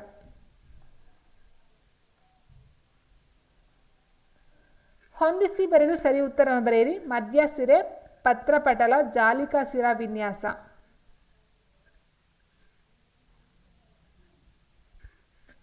ನೋಡಿ ಸ್ನೇಹಿತರೆ, ಆನ್ಸರ್ ನೋಡ್ತಾ ಹೋದರೆ ಆಪ್ಷನ್ ಎ ಆಗಿರುತ್ತೆ. ಯಾಕಂತ ಹೇಳಿದರೆ ನಾವು ನೋಡಿ ಸಮಾಂತರ ಸಿರಾ ವಿನ್ಯಾಸ ಮತ್ತು ಜಾಲಿಕಾ ಅಂದರೆ ಸಮಾಂತರ ಅಂತ ಹೇಳಿದ್ರೆ ಒಂದು ಬಾಳೆ ಎಲೆ ಅಥವಾ ಹುಲ್ಲಿನ ರೀತಿಯಲ್ಲಿ ಬರ್ತಕ್ಕಂಥ ಒಂದು ಎಲೆಗಳ ಒಂದು ವಿಧಾನ ಆಗಿರುತ್ತೆ. ಆ್ಯಂಡ್ ನೆಕ್ಸ್ಟ್ ಜಾಲಿಕಾ ಸಿರಾ ವಿನ್ಯಾಸ ಅಂತ ಹೇಳಿದರೆ ಈ ಒಂದು ಹರಳಿ ಮರ ರೂಪದಲ್ಲಿ ಬರ್ತಕ್ಕಂಥ ಎಲೆಗಳಾಗಿರುತ್ತೆ. ಸೊ ಹೀಗಿರಬೇಕಾದ್ರೆ ಜಾಲಿಕಾ ಸಿರಾ ವಿನ್ಯಾಸ ಅಂತಕ್ಕಂಥದ್ದು ಏನಿದೆಯೋ ಮತ್ತು ಸಮಾಂತರ ಸಿರಾ ವಿನ್ಯಾಸ ಹುಲ್ಲು ಬರುತ್ತೆ ಸ್ನೇಹಿತರೆ. ಸೊ 4ಕ್ಕೆ ಬಿ ಅಂತಕ್ಕಂಥದ್ದಾಗಿದೆ. ಸೊ ಇವೆರಡು ಬರೋದಿಲ್ಲ. ಇನ್ನು ಮಧ್ಯ ಸಿರೆ ಅಂತ ಹೇಳಿದರೆ ದಪ್ಪ ಸಿರೆ, ಪತ್ರಪಟಲ ಬಂದು ಹಸಿರಾದ ಎಲೆ,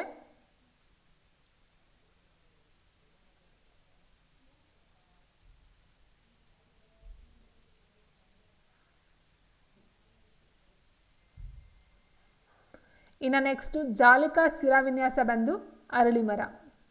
ಸೊ ಆನ್ಸರ್ ಆಪ್ಷನ್ ಎ ಆಗಿರುತ್ತೆ. ಕೆಳಗಿನಲ್ಲಿ ಸರಿಯಾದ ಹೇಳಿಕೆಯನ್ನು ಬರೆಯಿರಿ. ಮೆಕ್ಕೆಜೋಳ ಒಂದು ಏಕದಳ ಸಸ್ಯ. ಮೆಕ್ಕೆಜೋಳವು ಸಮಾಂತರ ಸಿರಾವಿನ್ಯಾಸವನ್ನು ಹೊಂದಿದೆ. ಸೊ ಮೆಕ್ಕೆಜೋಳ ಅಂತಕ್ಕಂಥದ್ದು ಸಮಾಂತರ ಸಿರಾವಿನ್ಯಾಸ ಸರಿ ಇದೆ. ಯಾಕಂದರೆ ಅದು ಹುಲ್ಲಿನ ಟೈಪಲ್ಲಿ ಇರ್ತಕ್ಕಂಥದ್ದು, ಹುಲ್ಲಿನ ಟೈಪಲ್ಲಿ ಬರ್ತಕ್ಕಂಥದ್ದು ಸಮಾಂತರ ಸಿರಾವಿನ್ಯಾಸ ಆಗಿರುತ್ತೆ. ಆ್ಯಂಡ್ ಸಮಾಂತರ ಸಿರಾವಿನ್ಯಾಸ ಯಾವ್ದು ಬರುತ್ತೋ ಅದು ಏಕದಳ ಸಸ್ಯ ಆಗಿರುತ್ತೆ. ಅದರ ಜೊತೆಗೆ ಇದೊಂದು ತಂತು ಬೇರನ್ನು ಹೊಂದಿರತಕ್ಕಂಥದ್ದಾಗಿರುತ್ತೆ. ತಂತು ಬೇರು, ಏಕದಳ ಸಸ್ಯ, ಸಮಾಂತರ ಸಿರಾವಿನ್ಯಾಸ, ಇದು ಮೂರು ಸಹ ಒಂದು ವಿಧದಲ್ಲಿ ಬರ್ತಕ್ಕಂಥದ್ದು. ಸೊ ಇಲ್ಲಿ ನಾವು ನೋಡ್ತಾ ಹೋದರೆ ಆಪ್ಷನ್ ಎಸ್ ಮೆಕ್ಕೆಜೋಳ ಒಂದು ಏಕದಳ ಸಸ್ಯ ಸರಿ ಇದೆ. ಆಪ್ಷನ್ ಕ್ಯೂನು ಸಹ ಸರಿ ಇದೆ. ಹಾಗಾಗಿ ಆನ್ಸರು ಎರಡು ಹೇಳಿಕೆನೂ ಸರಿ ಇದೆ. ಹೇಳಿಕೆ ಪಿ ಮತ್ತು ಎಸ್ ಓಕೆ ಆಪ್ಷನ್ ಎ ಹೇಳಿಕೆ ಪಿ ಮತ್ತು ಸರಿ ಮತ್ತು ಹೇಳಿಕೆ ಕ್ಯೂ ಸರಿ.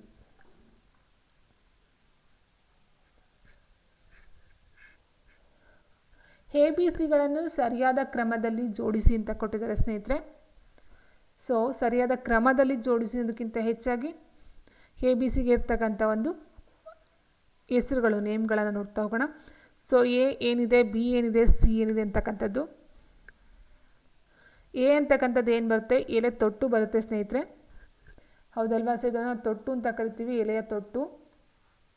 ಆ್ಯಂಡ್ ಇದು ಬಂದು ಪತ್ರಪಟಲ, ಇದು ಬಂದು ಮಧ್ಯ ಸಿರೆ. ಸೊ ಅಥವಾ ನಾವು ಇದನ್ನು ಸಿರಾವಿನ್ಯಾಸ ಅಂತ ಏನು ಹೇಳ್ತೀವೋ ಅದಾಗಿರುತ್ತೆ. Option D. ಆ್ಯಂಡ್ ನೆಕ್ಸ್ಟ್ ಕೆಳಗಿನ ಎರಡು ಹೇಳಿಕೆಗಳು ಪ್ರತಿಪಾದನೆ ಮತ್ತು ಕಾರಣಗಳನ್ನು ಗಮನಿಸಿ ಸರಿಯಾದ ಆಯ್ಕೆಯನ್ನು ಆರಿಸಿ. ಪ್ರತಿಪಾದನೆ ಎ ಹೀಗಿದೆ: ಸಸ್ಯಗಳು ಬಾಷ್ಪ ವಿಸರ್ಜನೆ ಕ್ರಿಯೆಯ ಮುಖಾಂತರ ನೀರನ್ನು ಕಳೆದುಕೊಳ್ಳುತ್ತವೆ.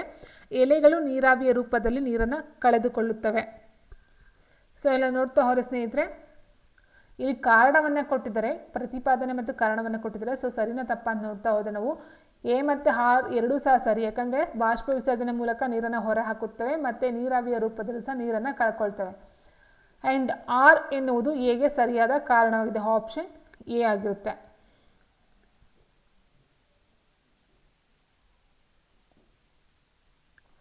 ಆ್ಯಂಡ್ ನೆಕ್ಸ್ಟು ಕೆಳಗಲ್ಲಿ ಯಾವುದು ತಪ್ಪಾಗಿ ಹೊಂದಾಣಿಕೆ ಆಗಿದೆ ಅಂತ ಕೇಳಿದರೆ ಸ್ನೇಹಿತರೆ, ನಾವು ನೋಡಿದಾಗೆ ಸಮಾಂತರ ಸಿರಾವಿನ್ಯಾಸದಲ್ಲಿ ಏನಾಗುತ್ತೆ, ಹುಲ್ಲಿನ ರೂಪದಲ್ಲಿ, ಬಾಳೆ ಎಲೆ ರೂಪದಲ್ಲಿ ಬರ್ತಕ್ಕಂಥದ್ದು ನಾವು ಏಕದಳ ಮತ್ತು ಈ ಒಂದು ಎಸ್ ಅಂತ ಹೇಳಿದರೆ ಈ ರೀತಿ ಬರುತ್ತೆ, ಹೌದಾ?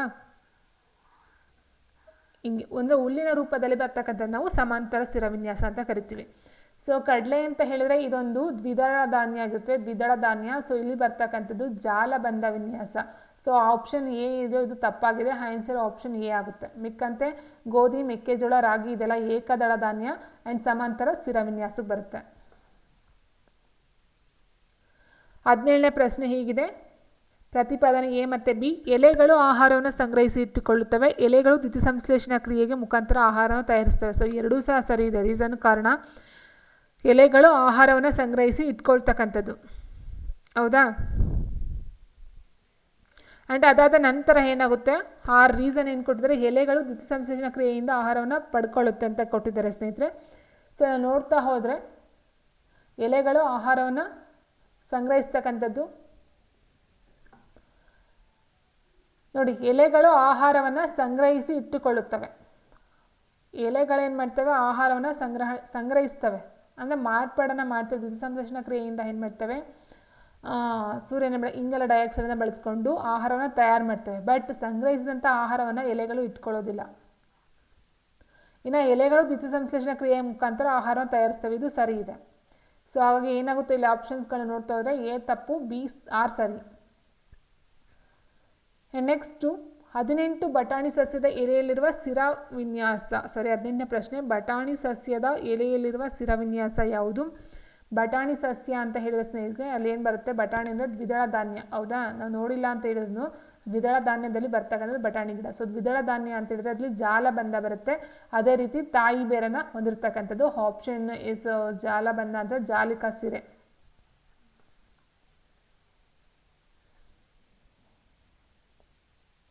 ನೆಕ್ಸ್ಟ್ 19ನೇ ಪ್ರಶ್ನೆ ಈ ರೀತಿ ಇದೆ. ದ್ಯುತಿಸಂಶ್ಲೇಷಣೆ ಉಪ ಉತ್ಪನ್ನ ಯಾವುದು? ನೀರಾವಿ, ಆಕ್ಸಿಜನ್, ಕಾರ್ಬನ್ ಡೈಆಕ್ಸೈಡ್, ನೈಟ್ರೋಜನ್ ಅಂತ ಕೊಟ್ಟಿದ್ದಾರೆ. ಸೊ ಆನ್ಸರ್ ನೋಡ್ತಾ ಹೋದ್ರೆ ಸ್ನೇಹಿತರೆ ಆಪ್ಷನ್ ಸಿ ಆಕ್ಸಿಜನ್. 20ನೇ ಪ್ರಶ್ನೆ, ಪಾರ್ಶ್ವ ಬೇರುಗಳು ಇಲ್ಲಿ ಕಂಡು ಬರ್ತವೆ. ತಾಯಿ ಬೇರು, ತಂತು ಬೇರು, ಎ ಮತ್ತು ಬಿ ಅಂತ ಕೊಟ್ಟಿದ್ದಾರೆ ಸ್ನೇಹಿತರೆ. ಸೊ ಆನ್ಸರ್ ಬಂದು ತಾಯಿ ಬೇರು. ಯಾಕಂತಂದರೆ ತಾಯಿ ಬೇರು ಅಂದರೆ ಒಂದು ದಪ್ಪ ಬೇರು ಇರುತ್ತೆ, ಅದಕ್ಕೆ ಸಂಬಂಧಪಟ್ಟಂತೆ ಈ ರೀತಿ ಸಣ್ಣ ಸಣ್ಣ ಬೇರುಗಳು ಬರ್ತವೆ. ಇದನ್ನು ನಾವು ಪಾರ್ಶ್ವ ಬೇರು ಅಂತ ಕರಿತೀವಿ. ಆನ್ಸರ್ ಆಪ್ಷನ್ ಎ ತಾಯಿ ಬೇರಲ್ಲಿ ಕಂಡು ಬರ್ತಕ್ಕಂಥದ್ದು. ಇನ್ನು ತಂತು ಬೇರು ಅಂತ ಅಂದರೆ ಡೈರೆಕ್ಟಾಗಿ ಎಲ್ಲ ಇದೇ ರೀತಿಲಿರುತ್ತೆ.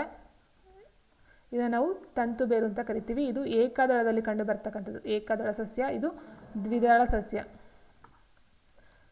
ಆ್ಯಂಡ್ ನೆಕ್ಸ್ಟ್ ಕ್ವಶನು, ದೇಹದ ಚಲನೆಗಳು ಸ್ನೇಹಿತರೆ, ಇದಕ್ಕೆ ಸಂಬಂಧಪಟ್ಟಂತೆ ನೋಡ್ತಾ ಹೋಗೋಣ.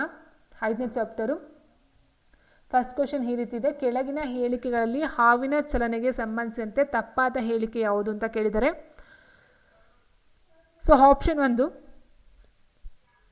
ಹಾವಿನ ದೇಹವು ಅನೇಕ ಕುಣಿಕೆಗಳಾಗಿ ಬಾಗುತ್ತದೆ. ಪ್ರತಿಯೊಂದು ಕುಣಿಕೆಯು ನೆಲಕ್ಕೆ ಒತ್ತುವುದರಿಂದ ಹಾವನ್ನು ಮುಂದಕ್ಕೆ ತಳ್ಳುವಂತೆ ಮಾಡುತ್ತದೆ. ಕುಣಿಕೆಯು ದೇಹವನ್ನು ತಳ್ಳುವುದರಿಂದ ಅತಿ ವೇಗವಾಗಿ ವಕ್ರರೇಖೆಯಲ್ಲಿ ಹಾವು ಮುಂದಕ್ಕೆ ಸಾಗುತ್ತದೆ. ಹಾವಿನ ದೇಹವು ದೋಣಿಯ ಆಕಾರವನ್ನು ಹೊಂದಿದ್ದು ಚಲಿಸಲು ಸಹಕಾರಿಯಾಗಿದೆ ಅಂತ ಕೊಟ್ಟಿದ್ದಾರೆ. ಸೊ ಸ್ನೇಹಿತರೆ ನೋಡ್ತಾ ಹೋದರೆ ಆಪ್ಷನ್ ಡಿ ತಪ್ಪಾಗಿದೆ.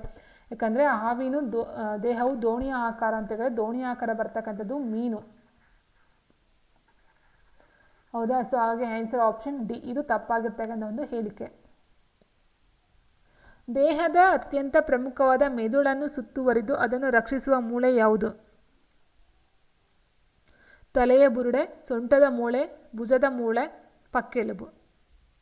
ಸೊ ಮೆದುಳನ್ನು ರಕ್ಷಣೆ ಮಾಡ್ತಿರ್ತಕ್ಕಂಥ ಒಂದು ಮೂಳೆ ಯಾವುದು ಅಂತ ಹೇಳಿದ ಸ್ನೇಹಿತರೆ ಡೈರೆಕ್ಟಾಗಿ ನಾವು ನೋಡ್ತಾ ಹೋದರೆ ದೇಹದ ಅತ್ಯಂತ ಪ್ರಮುಖವಾದ ಮೆದುಳನ್ನು ಸುತ್ತುವರಿದು ಅದನ್ನು ರಕ್ಷಿಸ್ತಕ್ಕಂಥ ಒಂದು ಮೂಳೆ ಯಾವುದು?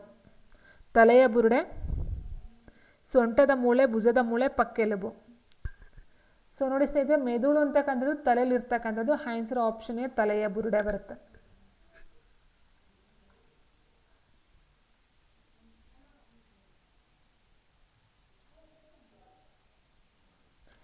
ಮುಂದಿನ ಪ್ರಶ್ನೆ, ಸರಿಯಾದ ಕ್ರಮವನ್ನು ಗುರುತಿಸಿ ಅಂತ ಕೊಟ್ಟಿದ್ದಾರೆ. ಗೋಲ ಮತ್ತು ಗುಳಿಗೋಲು, ಗುಳಿಕೀಲು, ತಿರುಗಾಣಿ ಕೀಲು, ಬಿಜಾಗರಿ ಕೀಲು ಸೇರುವ ಆ ಕಡೆಗೆ ಬರುತ್ತೆ. ಸ್ಥಿರ ಕೀಲು. ಸೊ ಆನ್ಸರ್ ಬಂದು ಆಪ್ಷನ್ ಎ ಆಗಿರುತ್ತೆ ಸ್ನೇಹಿತರೆ. ಒಂದಕ್ಕೆ ನೋಡ್ತಾ ಹೋದರೆ ಗೋಲ ಮತ್ತು ಗುಳಿಕೀಲು ಅಂತ ಹೇಳಿದ್ರೆ ಸೊಂಟದ ಮೂಳೆ ಮತ್ತು ತೊಡೆಯ ಮೂಳೆ ಸೇರುವ ಭಾಗದಲ್ಲಿ ಕಂಡುಬರ್ತಕ್ಕಂಥದ್ದು. ತಿರುಗಾಣಿ ಕೀಲು ಅಂತ ಹೇಳಿದ್ರೆ ತಲೆ ಮತ್ತು ಕುತ್ತಿಗೆ ಭಾಗದಲ್ಲಿ ಕಂಡುಬರ್ತಕ್ಕಂಥದ್ದು.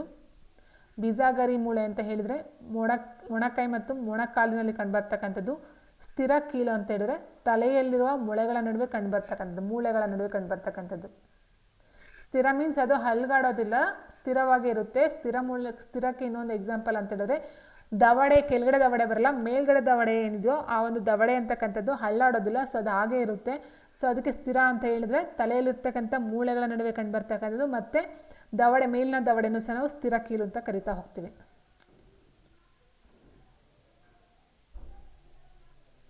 ನೆಕ್ಸ್ಟ್ ಮೇಲ್ದವಡೆ ಮತ್ತು ತಲೆಯ ಉಳಿದ ಭಾಗದ ಮಧ್ಯೆ ಕಂಡುಬರುವ ಕೀಲಿನ ವಿಧವನ್ನು ಕೇಳಿದರೆ, ಸೊ ಆಲ್ರೆಡಿ ನಾನು ಹೇಳಿದಾಗೆ ಸ್ನೇಹಿತರೆ ಅದಕ್ಕೆ ಆನ್ಸರ್ ಅಂತ ಹೇಳಿದರೆ ಆಪ್ಷನ್ ಡಿ ಸ್ಥಿರ ಕೀಲು. ಅದು ಸ್ಥಿರ ಮೀನ್ಸ್ ಕಾನ್ಸ್ಟೆಂಟ್ ಆಗಿರುತ್ತೆ, ಅದು ಅಲ್ಗಾಡೋದಿಲ್ಲ. ದೇಹದ ಮೊಣಕೈ ಮತ್ತು ಮೊಣಕಾಲಿನ ಭಾಗದಲ್ಲಿ ಕಂಡುಬರುವಂತಹ ಕೀಲಿನ ಒಂದು ವಿಧ. ಈಗ ನಾವು ನೋಡಿದ ಹಾಗೆ ದೇಹದ ಮೊಣಕೈ ಮತ್ತು ಮೊಣಕಾಲಿನ ಭಾಗದಲ್ಲಿ ಕಂಡುಬರ್ತಕ್ಕಂಥದ್ದು ಬಿಜಾಗರಿ ಕೀಲು. ಕೇಳಿದರೆ ಈ ಒಂದು ಪ್ರಶ್ನೆಗಳನ್ನು ಸಹ ಕೇಳಿದರೆ ಸ್ನೇಹಿತರೆ ನೋಡ್ತಾ ಹೋಗಿ. ನಮ್ಮ ಕುತ್ತಿಗೆ ಮತ್ತು ತಲೆ ಸೇರುವ ಭಾಗದಲ್ಲಿ ಕಂಡುಬರುವ ಕೀಲಿನ ವಿಧ ಯಾವುದು? ಕುತ್ತಿಗೆ ಮತ್ತು ತಲೆ ಇಲ್ಲಿ ಕಂಡು ಬರ್ತಕ್ಕಂಥದ್ದು ಯಾವುದಂತ ಹೇಳಿದರೆ ಆಪ್ಷನ್ ಬಿ ತಿರುಗಾಣಿ ಕೀಲು. ಬಿಜಾಗರಿ ಬಂದು ಮೊಣಕೈ ಮೊಣಕಾಲು, ಸ್ಥಿರ ಬಂದು ಈ ಒಂದು ದವಡೆ ಮತ್ತು ತಲೆಯಲ್ಲಿ ಬರ್ತಕ್ಕಂಥದ್ದು. ಸೊ ಆಯ್ತಲ್ವಾ. ತಿರುಗಾಣಿ ಬಂದು ಕುತ್ತಿಗೆ ಮತ್ತು ತಲೆ ಸೇರ್ತಕ್ಕಂಥದ್ದು. ತೋಳು ಮತ್ತು ಭುಜ ಸೇರುವ ಭಾಗದಲ್ಲಿ ಕಂಡು ಬರ್ತಕ್ಕಂಥ ಒಂದು ವಿಧ ಯಾವುದು ಅಂತ ಹೇಳಿದ್ರೆ ಅದು ಗೋಲ ಮತ್ತು ಗುಳಿ ಕೀಲು. ತೋಳು ಮತ್ತು ಭುಜ ಅವೆರಡ ನಡುವೆ ಬರ್ತಕ್ಕಂಥ ಒಂದು ಕೀಲು. ಸರಿಯಾದ ಕ್ರಮವನ್ನು ವಾರಿಸಿ. ಸೊ ನೋಡಿ ಸ್ನೇಹಿತರೆ ಆಪ್ಷನ್ ಡಿ ಬರುತ್ತೆ ಇದಕ್ಕೆ. ಗೋಲ ಮತ್ತು ಗುಳಿ ಕೀಲು ಅಂತ ಹೇಳಿದಾಗ ಎಲ್ಲ ದಿಕ್ಕುಗಳಲ್ಲಿ ಚಲಿಸುತ್ತವೆ. ನಾವೇನು ಹೇಳಿದ್ವಿ, ಗೋಲ ಮತ್ತು ಗುಳಿ ಕೀಲು ಅಂತ ಹೇಳಿದ್ರೆ ಭುಜದ ಮತ್ತು ಕತ್ತಿನ ನಡುವೆ ಭುಜಕ್ಕೆ ಬರ್ತಕ್ಕಂಥದ್ದು, ಎಲ್ಲ ಕಡೆ ಎಲ್ಲ ದಿಕ್ಕುಗಳಿಗೂ ಸಹ ಚಲಿಸ್ತಕ್ಕಂಥದ್ದು. ಇನ್ನು ತಿರುಗಾಣಿ ಕೀಲು ಅಂತ ಹೇಳಿದ್ರೆ ಉಂಗುರಾಕೃತಿಯಲ್ಲಿ ಚಲಿಸುತ್ತದೆ. ಆಪ್ಷನ್ ಎ ಆಗಿರುತ್ತೆ. ಓಕೆ. ಬಿಜಗಾರಿ ಅಂತ ಹೇಳಿದಾಗ ಮೊಣಕೈ ಮೊಣಕಾಲು ಅಂತ ಹೇಳಿದ್ವಿ. ಸೊ ಆನ್ಸರ್ ಆಪ್ಷನ್ ಡಿ ಹಿಂದಕ್ಕೆ ಮತ್ತು ಮುಂದಕ್ಕೆ. ಮೊಣಕೈ ಮೊಣಕಾಲು. ಸ್ಥಿರ ಕೀಲು ಅಂದರೆ ಚಲಿಸುವುದೇ ಇಲ್ಲ.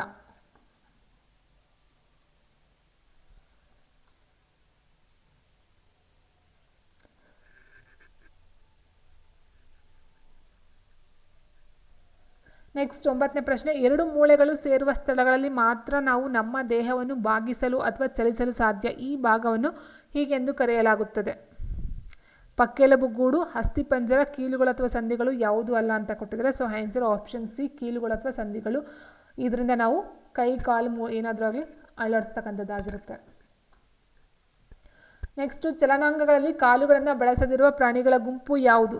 ಚಲನಾಂಗಗಳಲ್ಲಿ ಕಾಲುಗಳನ್ನು ಚಲಿಸೋದಕ್ಕೋಸ್ಕರ ಕಾಲನ್ನು ಬಳಸ್ತಾ ಇರ್ತಕ್ಕಂಥ ಪ್ರಾಣಿಗಳ ಗುಂಪು ಮೀನು, ನಾಯಿ, ಕಪ್ಪೆ ಅಂತ ಕೊಟ್ಟಿದ್ದಾರೆ. ಕಪ್ಪೆ, ನಾಯಿ ಬಳಸ್ತವೆ, ಕಾಲುಗಳನ್ನು ಬಳಸ್ತವೆ. ಹೌದಾ. ಸೊ ಇನ್ನು ಹಸು, ಮನುಷ್ಯನೂ ಸಹ ಬರಲ್ಲ, ಅದು ಕಾಲುಗಳನ್ನು ಬಳಸ್ತಕ್ಕಂಥದ್ದು.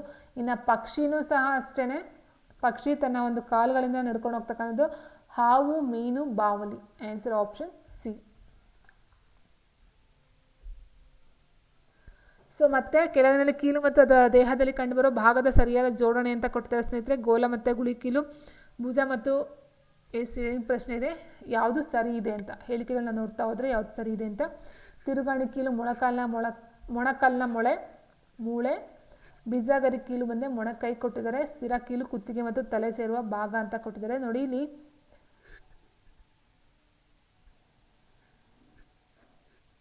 ಗೋಲ ಮತ್ತು ಗುಳಿ ಕೀಲು ಭುಜ ಮತ್ತು ತೋಳು ಸೇರ್ತಕ್ಕಂಥ ಒಂದು ಭಾಗ. ತಿರುಗಾಣಿ ಕೀಲು ತಿರುಗಾಣಿ ಅಂತ ಹೇಳಿದಾಗ ಮೊಣಕಾಲಿನ ಒಂದು ಮೂಳೆ. ಬಿಜುಗಾರಿ ಕೀಲು ಮೊಣಕೈ ಅಂತ ಕೊಟ್ಟಿದ್ದಾರೆ. ಮೊಣಕೈ ಸರಿ ಇದೆ, ಬಟ್ ಸ್ಥಿರ ಕೀಲು ಕುತ್ತಿಗೆ ಮತ್ತು ತಲೆ ಸೇರುವ ಭಾಗ ಅಂತ ಕೊಟ್ಟರೆ ತಪ್ಪಾಗುತ್ತೆ. ಯಾಕಂದರೆ ತಲೆ ಒಳಗಡೆ ಇರ್ತಕ್ಕಂಥ ಮೂಳೆ ಅಂತ ಬಂದಿದೆ. ಸೊ ಹಾಗೆ 4 ತಪ್ಪಾಗುತ್ತೆ ಸ್ನೇಹಿತರೆ. ಆಯಿತಾ. 3 ಸರಿ ಇದೆ ಅಂತ ಹೇಳಿದ್ರೆ ಆಪ್ಷನ್ ಸಿ ಗೋಲ ಮತ್ತು ಗುಳಿ ಕೀಲು ಭುಜ ಮತ್ತು ತೋಳು ಸೇರುವ ಭಾಗ ಬರುತ್ತೆ. ಆ್ಯಂಡ್ ಬಿಜಗಾರಿ ಕೀಲು ಮೊಣಕೈ ಬರುತ್ತೆ. ಓಕೆ. ಸೊ ತಿರುಗಾಣಿ ತಪ್ಪಾಗುತ್ತೆ. ಆ್ಯಂಡ್ ನೆಕ್ಸ್ಟು ಸ್ಥಿರ ಕೀಲು ತಪ್ಪಾಗಿದೆ. ಮೂಳೆಗಳಿಂದ ಮಾಡಿಲ್ಲದ ಏಕ ಘಟಕವಾಗಿದ್ದು ಬಸವನ ಹುಳುವಿನ ಹೊರಕವಚದಂತಿದ್ದು ಅದನ್ನು ರಕ್ಷಿಸುವ ಭಾಗ ಯಾವುದು? ಬೆನ್ನೆಲುಬು, ಚಿಪ್ಪು, ಹೊರಚರ್ಮ, ದೇಹದ ತಳಭಾಗ. ಸೊ ಆನ್ಸರ್ ಬಂದು ಇಲ್ಲಿ ಕೇಳಿರ್ತಕ್ಕಂಥ ಬಸವನ ಹುಳುವಿನ ಹೊರ ಕವಚ ಬಂದು ಆಪ್ಷನ್ ಬಿ ಚಿಪ್ಪು. ಹೌದಾ. ನೆಕ್ಸ್ಟ್ ಈ ಕೆಳಗಿನ ಹೇಳಿಕೆಗಳಲ್ಲಿ ಸರಿಯಾದ ಹೇಳಿಕೆ ಯಾವುದು? ಬಸವನ ಹುಳು ಸ್ನಾಯುಯುತ ಅಲೆಯಾಕಾರದ ಪಾದದ ಸಹಾಯದಿಂದ ಚಲಿಸುತ್ತದೆ. ಪಕ್ಷಿಗಳು ಕೇವಲ ರೆಕ್ಕೆಗಳಿಂದ ಮಾತ್ರ ಚಲಿಸುತ್ತವೆ. ಜಿರಳೆಗಳು ಚಲನೆಗಾಗಿ ಕೇವಲ ತಮ್ಮ ರೆಕ್ಕೆಗಳನ್ನು ಅವಲಂಬಿಸಿವೆ. ಎರೆಹುಳು ತಮ್ಮ ದೇಹದ ಸುಚಲನಾಕೃತಿಯ ಆಕಾರದ ಸಹಾಯದಿಂದ ಚಲಿಸುತ್ತವೆ. ಕೇಳಿರ್ತಕ್ಕಂಥದ್ದೇನು? ಸರಿಯಾದ ಹೇಳಿಕೆಯನ್ನು ಕೇಳಿದರೆ ಸ್ನೇಹಿತರೆ ನೋಡಿ, ಪಕ್ಷಿಗಳು ಕೇವಲ ರೆಕ್ಕೆಗಳಿಂದ ಮಾತ್ರ ಚಲಿಸುತ್ತವೆ ತಪ್ಪಾಗುತ್ತೆ, ಯಾಕಂದರೆ ಕಾಲುಗಳನ್ನು ಸಹ ಚಲನೆಯನ್ನು ಮಾಡ್ತವೆ. ಜಿರಳೆಗಳು ಚಲನೆಗೆ ಕೇವಲ ತಮ್ಮ ರೆಕ್ಕೆಗಳನ್ನು ಅವಲಂಬಿಸಿವೆ, ಇದು ಸಹ ತಪ್ಪಾಗುತ್ತೆ. ಜಿರಳೆ ಅಂತಕ್ಕಂಥದ್ದು ಅದು ಸಹ ನಡ್ಕೊಂಡೋಗಿದೆ, ಹೌದಾ? ಎರೆಹುಳು ತಮ್ಮ ದೇಹದ ಸುಚಲನಾಕೃತಿಯ ಆಕಾರದ ಸಹಾಯದಿಂದ ಚಲಿಸುತ್ತವೆ, ಇದು ತಪ್ಪಾಗಿದೆ. ಸೊ ಆನ್ಸರ್ ಬಂದು ಆಪ್ಷನ್ ಎ, ಬಸವನ ಹುಳು ಸ್ನಾಯುಯುತ ಅಲೆಯಾಕಾರದ ಪಾದದ ಸಹಾಯದಿಂದ ಚಲಿಸ್ತಕ್ಕಂಥದ್ದು ಆಗಿರುತ್ತೆ. ಹೇಳಿಕೆ 1, ಹೇಳಿಕೆ 2. ಎರೆಹುಳುಗಳು ತಮ್ಮ ದೇಹದ ಪರ್ಯಾಯ ವಿಕಸನ ಮತ್ತು ಸಂಕೋಚನಗಳಿಂದ ಚಲಿಸುತ್ತವೆ. ದೇಹದ ತಳಭಾಗದಲ್ಲಿರುವ ಬಿರುಗೂದಲುಗಳು ನೆಲವನ್ನು ಬಿಗಿಯಾಗಿ ಹಿಡಿದುಕೊಳ್ಳಲು ಸಹಕರಿಸುತ್ತವೆ. ಉತ್ತರ ಬಂದು ಸ್ನೇಹಿತರೆ ಆಪ್ಷನ್ 1 ಅಂತ 2 ಸಹ ಸರಿ ಇದೆ. Option C.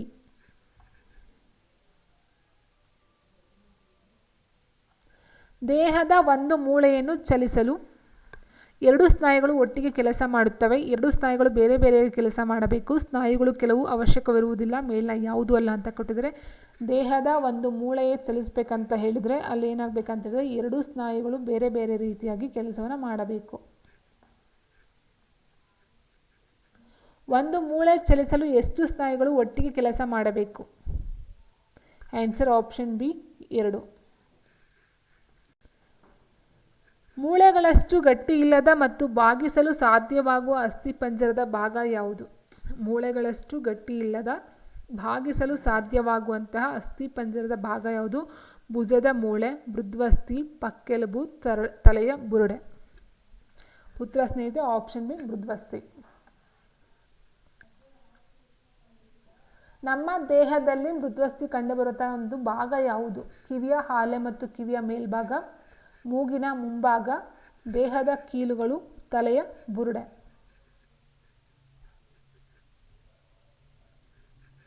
ನಮ್ಮ ದೇಹದಲ್ಲಿ ಮೃದ್ವಸ್ಥಿ ಕಂಡು ಬರದ, ನೋಡಿ ಪ್ರಶ್ನೆ ಅರ್ಥ ಮಾಡ್ಕೊಳ್ಳಿ, ಮೃದ್ವಸ್ಥಿ ಕಂಡು ಬರದ ಭಾಗ ಕಿವಿಯ ಹಾಲೆ ಮತ್ತು ಕಿವಿಯ ಮೇಲ್ಭಾಗ ಬರುತ್ತೆ, ಮೂಗಿನ ಮುಂಭಾಗ ಬರುತ್ತೆ, ದೇಹದ ಕೀಲುಗಳು ಬರ್ತವೆ, ತಲೆಯ ಬುರುಡೆ ಏನಿದೆಯೋ ಇಲ್ಲಿ ಮೃದ್ವಸ್ಥಿಗಳು ಕಂಡು ಬರೋದಿಲ್ಲ. ಆನ್ಸರ್ ಆಪ್ಷನ್ ಡಿ ಆಗಿರುತ್ತೆ.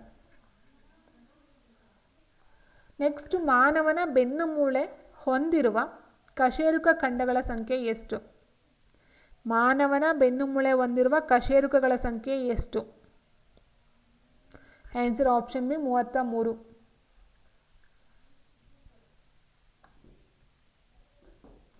ಎದೆಯ ಮೂಳೆ ಮತ್ತು ಬೆನ್ನು ಮೂಳೆಯೊಡನೆ ಜೋಡಿಯಾಗಿ ಒಂದು ಪೆಟ್ಟಿಗೆಯಂತೆ ಕಂಡುಬರುವ ಮೂಳೆಗಳ ಗೂಡು ಯಾವುದು? ಎದೆಯ ಮೂಳೆ ಮತ್ತು ಬೆನ್ನು ಮೂಳೆಯೊಡನೆ ಜೋಡಿಯಾಗಿ ಒಂದು ಪೆಟ್ಟಿಗೆಯಂತೆ ಕಂಡುಬರ್ತಕ್ಕಂಥ ಮೂಳೆಗಳ ಗೂಡು ಯಾವುದು? ಬೆನ್ನು ಮೂಳೆ, ಸೊಂಟದ ಮೂಳೆ, ಪಕ್ಕೆಲುಬು ಪಂಜರ, ತಲೆಯ ಬುರುಡೆ. ಸೊ ತಲೆಯ ಬುರುಡೆ ಬರಲ್ಲ.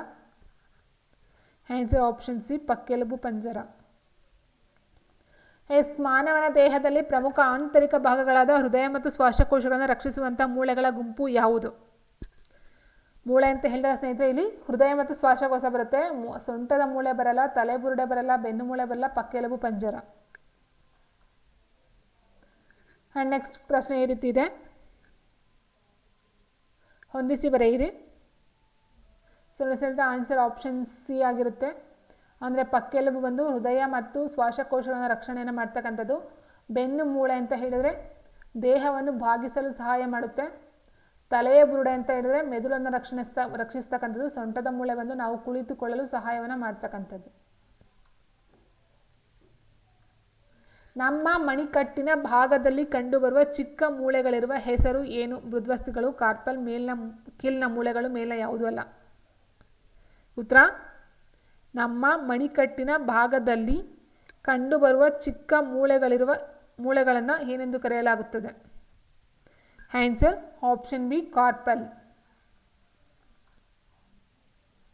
ಮಾನವನ ದೇಹದಲ್ಲಿ ಮೂಳೆಗಳ ಆಕಾರದ ಬಗ್ಗೆ ಚೆನ್ನಾಗಿ ತಿಳಿದುಕೊಳ್ಳುವ ವಿಧಾನಗಳಲ್ಲಿ ಇದು ಒಂದು.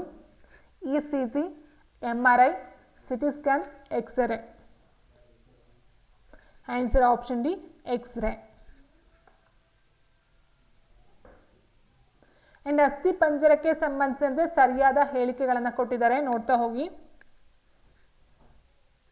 ನಮ್ಮ ಅಸ್ಥಿ ಪಂಜರವು ಅನೇಕ ಮೂಳೆ, ಕೀಲು ಮತ್ತು ಮೃದ್ವಸ್ಥಿಗಳಿಂದ ಆಗಿದೆ. ಹೌದು, ನಮ್ಮ ದೇಹಕ್ಕೆ ಅಸ್ಥಿ ಪಂಜರವು ನಿರ್ದಿಷ್ಟವಾದ ಚೌಕಟ್ಟು ಮತ್ತು ಆಕಾರವನ್ನು ನೀಡುತ್ತದೆ. ಎರಡೂ ಸಹ ಸರಿಯಾದಂಥ ಒಂದು ಹೇಳಿಕೆಯಾಗಿರುತ್ತೆ.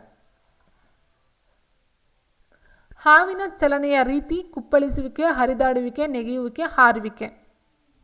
ಸೊ ಹಾವು ನಡೀತಕ್ಕಂಥದ್ದು ನಡೆಯುತ್ತಾ ಅದು. ಸೊ ನಡೆಯೋದಿಲ್ಲ, ಹಾರೋದಿಲ್ಲ, ನೆಗೆಯೋದಿಲ್ಲ, ಕುಪ್ಪಳಿಸುವಿಕೆ ಅಲ್ಲ, ಹರಿದಾಡುವಿಕೆ. ನವಜಾತ ಶಿಶುವಿನ ಅಸ್ಥಿಪಂಜರದಲ್ಲಿ ಕಂಡುಬರುವ ಮೂಳೆಗಳ ಸಂಖ್ಯೆ ಎಷ್ಟು? Answer option C 306. ಇನ್ನು 206 ಬಂದು ವಯಸ್ಕ ಮಾನವನಲ್ಲಿ ಕಂಡು ಬರ್ತಕ್ಕಂಥದ್ದು 206 ಆಗಿರುತ್ತೆ. ನವಜಾತ ಶಿಶುವಿನಲ್ಲಿ 300ಕ್ಕೂ ಅಧಿಕ ಅಂತ ಹೇಳ್ತೀವಿ, 306. ಪಕ್ಷಿಗಳು ಹಾರಲು ಸಹಕಾರಿಯಾಗುವ ಹೊಂದಾಣಿಕೆ ಅಥವಾ ಹೊಂದಾಣಿಕೆಗಳು: ಟೊಳ್ಳಾದ ಮೂಳೆಗಳು, ಭುಜದ ಮೂಳೆಗಳು ಶಕ್ತಿಯುತವಾಗಿರುವುದು, ಧಾರಾರೇಖಾಕಾರದ ದೈಹಿಕ ರಚನೆ, ಮೇಲಿನ ಎಲ್ಲವೂ ಅಂತ ಕೊಟ್ಟಿದ್ದಾರೆ. ಆನ್ಸರ್ಸ್ ಆಪ್ಷನ್ ಡಿ ಎಲ್ಲವೂ ಆಗಿರುತ್ತೆ. ನೆಕ್ಸ್ಟ್ ಕ್ವೆಶನ್, ದೇಹದ ಆಕೃತಿಯು ಸೂಚನಾಕೃತಿಯಲ್ಲಿದೆ ಎಂದು ಹೇಳಬೇಕಾದರೆ ತಲೆ ಮತ್ತು ಬಾಲಭಾಗವು ಮಧ್ಯಭಾಗಕ್ಕಿಂತ ಚಿಕ್ಕದಾಗಿರುವುದು, ತಲೆ ಭಾಗ ಮಾತ್ರ ದಪ್ಪವಾಗಿರುವುದು, ಬಾಲದ ಭಾಗ ಮಾತ್ರ ದಪ್ಪನಾಗಿರುವುದು, ತಲೆ ಮತ್ತು ಬಾಲದ ಭಾಗವು ಮಧ್ಯಭಾಗಕ್ಕಿಂತ ದೊಡ್ಡದಾಗಿರುವುದು. ಆನ್ಸರ್ ತಲೆ ಮತ್ತು ಬಾಲಭಾಗವು ಮಧ್ಯಭಾಗಕ್ಕಿಂತ ಚಿಕ್ಕದಾಗಿರ್ತಕ್ಕಂಥದ್ದನ್ನ, ತಲೆ ಮತ್ತು ಬಾಲಭಾಗವು ಮಧ್ಯಭಾಗಕ್ಕಿಂತ ಚಿಕ್ಕದಾಗಿರ್ತಕ್ಕಂಥ, ಅಂದರೆ ಮಧ್ಯಭಾಗ ದೊಡ್ಡದಾಗಿರುತ್ತೆ, ತಲೆ ಬಾಲ ಚಿಕ್ಕದಾಗಿರುತ್ತೆ. ಫಾರ್ ಎಕ್ಸಾಂಪಲ್ ಅಂತ ಹೇಳಿದ್ರೆ ಆಲ್ರೆಡಿ ಹೇಳಿದ್ರೆ ಬಸವನ ಹುಳು ಅಂತ ಏನು ಹೇಳಿದ್ವಿ. ಸೊ ಆನ್ಸರ್ ಆಪ್ಷನ್ ಎ ಆಗಿರುತ್ತೆ. ಇನ್ನು ನೆಕ್ಸ್ಟ್ ಚಾಪ್ಟರ್ ನೋಡ್ತಾ ಹೋದ್ರೆ ಜೀವಿಗಳು, ಅವುಗಳ ಗುಣಲಕ್ಷಣಗಳು ಮತ್ತು ಆವಾಸಗಳು ನೋಡ್ತಾ ಹೋಗೋಣ. ಸೊ ಫಸ್ಟ್ ಕ್ವೆಶನ್ ಈ ರೀತಿ ಇದೆ. ಒಂಟೆಯ ಮರುಭೂಮಿ ಹೆಸರಿನಲ್ಲಿ ಬದುಕಲು ಸಹಾಯಕವಾಗುವ ಹೊಂದಾಣಿಕೆ ಅಂಶಗಳು ಯಾವುದ್ಯಾವುದು? ಸ್ನೇಹಿತರೆ ನೋಡ್ತಾ ಹೋದ್ರೆ ಒಂಟೆಗೆ ಉದ್ದನೆಯ ಕಾಲುಗಳಿದ್ದು ಅದರ ದೇಹವನ್ನು ಮರಳಿನ ತಾಪದಿಂದ ದೂರವಿಡಲು ಸಹಾಯ ಮಾಡುತ್ತದೆ, ಒಂದು. ಆ್ಯಂಡ್ ಒಂಟೆಯು ಸ್ವಲ್ಪ ಪ್ರಮಾಣದ ಮೂತ್ರವನ್ನು ಹಾಗೂ ಒಣ ಸಗಣಿಯನ್ನು ವಿಸರ್ಜಿಸುತ್ತದೆ ಮತ್ತು ಬೆವರುವುದಿಲ್ಲ, ಎರಡು ಸರಿಯಾಗಿದೆ. ಒಂಟೆಯು ಮೃದು ಹಾಗೂ ಅಗಲವಾದ ಪಾದಗಳನ್ನು ಹೊಂದಿದೆ, ಮೂರು ಸಹ ಹೇಳಿಕೆ ಒಂದು ಒಂಟೆಗೆ ಸಂಬಂಧಪಟ್ಟಂತೆ ಸರಿ ಇದೆ. ಹಾಗಾಗಿ ಆನ್ಸರ್ ಆಪ್ಷನ್ ಡಿ ಮೇಲಿನ ಎಲ್ಲವೂ. ಮೀನಿನಲ್ಲಿರುವ ಕಿವಿರುಗಳ ಕಾರ್ಯ ಏನು? ನೀರಿನಲ್ಲಿರುವ ಆಹಾರವನ್ನು ಪಡೀತಕ್ಕಂಥದ್ದು, ನೀರಿನಲ್ಲಿ ಕರಗಿರುವ ಆಕ್ಸಿಜನ್ ಉಸಿರಾಟಕ್ಕೆ ಹೀರ್ಕೊಳ್ತಕ್ಕಂಥದ್ದು, ಜೀರ್ಣವಾಗದೆ ಉಳಿದ ಆಹಾರವನ್ನು ವಿಸರ್ಜಿಸ್ತಕ್ಕಂಥದ್ದು, ನೀರಿನಲ್ಲಿ ಈಜಲು ಸಹಾಯಕವಾಗಿದೆ ಅಂತ ಕೊಟ್ಟಿದ್ದಾರೆ. ಸ್ನೇಹಿತರೆ, ಮೀನಿನಲ್ಲಿ ಕಿವಿರುಗಳ ಕಾರ್ಯ ನೀರಿನಲ್ಲಿ ಕರಗಿರುವ ಆಕ್ಸಿಜನ್ ಉಸಿರಾಟಕ್ಕಾಗಿ ಹೀರ್ಕೊಳ್ತಕ್ಕ, ಅಂದರೆ ಉಸಿರಾಟಕ್ಕೆ ಬಳಸ್ಕೊಳ್ತಕ್ಕಂಥ ಅಂಗ ಅದು ಕಿವಿರಾಗಿರುತ್ತೆ.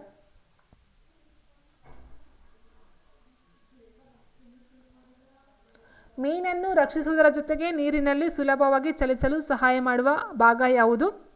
ಮೀನನ್ನು ರಕ್ಷಿಸುವುದರ ಜೊತೆಗೆ ನೀರಿನಲ್ಲಿ ಸುಲಭವಾಗಿ ಚಲಿಸೋದಕ್ಕೆ ಅಂತ ಹೇಳಿದ್ರೆ ಅದು, ಸೊ ನೋಡಿ, ಹುರುಪೆಗಳು, ಈಜುರೆಕ್ಕೆಗಳು, ಕಿವಿರುಗಳು, ಮೀನಿನ ಬಾಲ ಅಂತ ಕೊಟ್ಟಿದ್ದಾರೆ ಸ್ನೇಹಿತರೆ. ಸೊ ಆನ್ಸರ್ ನೋಡ್ತಾ ಹೋದರೆ ಹುರುಪೆಗಳು ಬರುತ್ತೆ, ಇಲ್ಲಿ ಈಜುರೆಕ್ಕೆ ಬರಲ್ಲ, ಮೀನಿನ ಬಾಲ ಅಲ್ಲ, ಹುರುಪೆಗಳು, ಆಪ್ಷನ್ ಎ.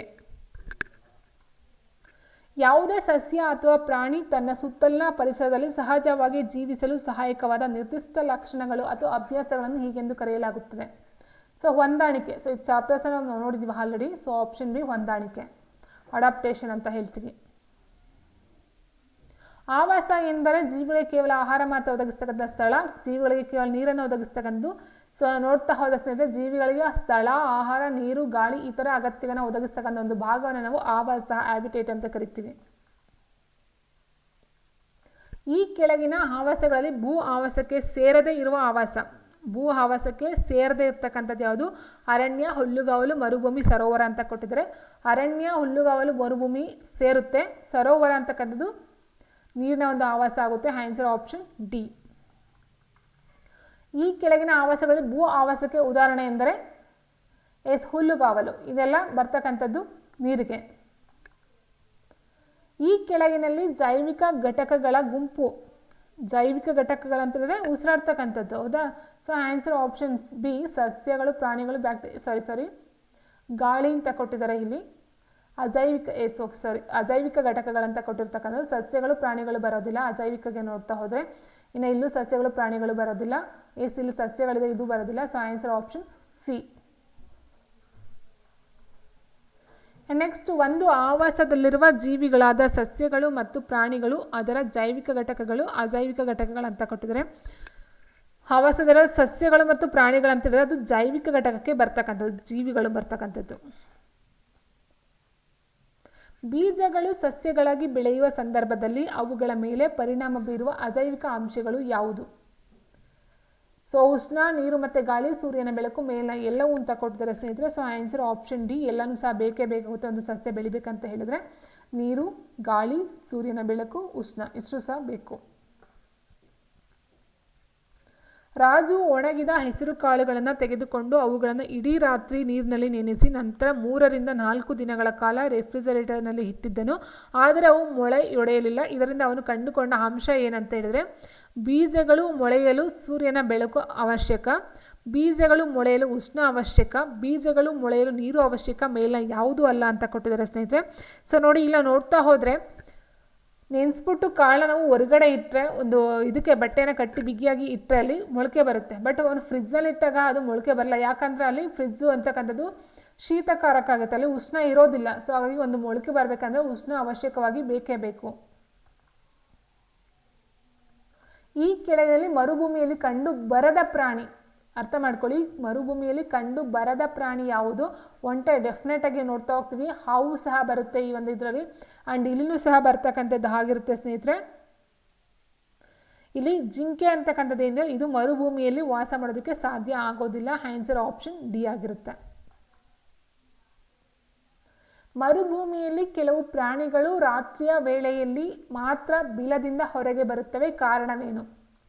ಮರುಭೂಮಿಯಲ್ಲಿ ಅರ್ಥ ಮಾಡ್ಕೊಳ್ಳಿ, ಹಗಲು ಸಮಯದಲ್ಲಿ ಸೂರ್ಯನ ತೀವ್ರ ಶಾಖದಿಂದ ದೂರ ಉಳಿಯಲು, ಹಗಲಿನಲ್ಲಿ ಮರುಭೂಮಿಯ ಉಷ್ಣತೆ ಕಡಿಮೆ ಇರುವುದು, ಹಗಲಿನಲ್ಲಿ ತಮ್ಮ ಭಕ್ಷ್ಯಕರುಗಳಿಂದ ರಕ್ಷಿಸಿಕೊಳ್ಳಲು, ರಾತ್ರಿಯ ವೇಳೆ ಬೇಟೆಯು ಸುಲಭವಾಗಿರುವುದರಿಂದ. ಉತ್ತರ, ಹಗಲು ಸಮಯದಲ್ಲಿ ಸೂರ್ಯನ ತೀವ್ರ ಶಾಖದಿಂದ ದೂರ ಉಳಿಯೋದಕ್ಕೋಸ್ಕರ ಅವೇನು ಮಾಡ್ತವೆ, ನೈಟ್ ರಾತ್ರಿ ಹೊತ್ತು ಹೊರಗಡೆ ಬರ್ತಕ್ಕಂಥದ್ದು. ಮರುಭೂಮಿಯಲ್ಲಿ ಕಂಡುಬರುವ ಈ ಸಸ್ಯದ ಹೆಸರೇನೆಂದರೆ ಕ್ಯಾಕ್ಟಸ್. ಆಲ್ರೆಡಿ ಹೇಳಿದೆ ಮರುಭೂಮಿಯ ಸಸ್ಯ ಕ್ಯಾಕ್ಟಸ್. ಪಾಪಸ್ಗಳಿಂದ ಸಹ ಬರುತ್ತೆ, ಮತ್ತು ಒಂದು ಕ್ಯಾಕ್ಟಸ್ ಅಂತಕ್ಕಂಥ ಒಂದು ಸಸ್ಯ ಸಹ ನಾವು ನೋಡ್ತಾ ಹೋಗ್ತೀವಿ.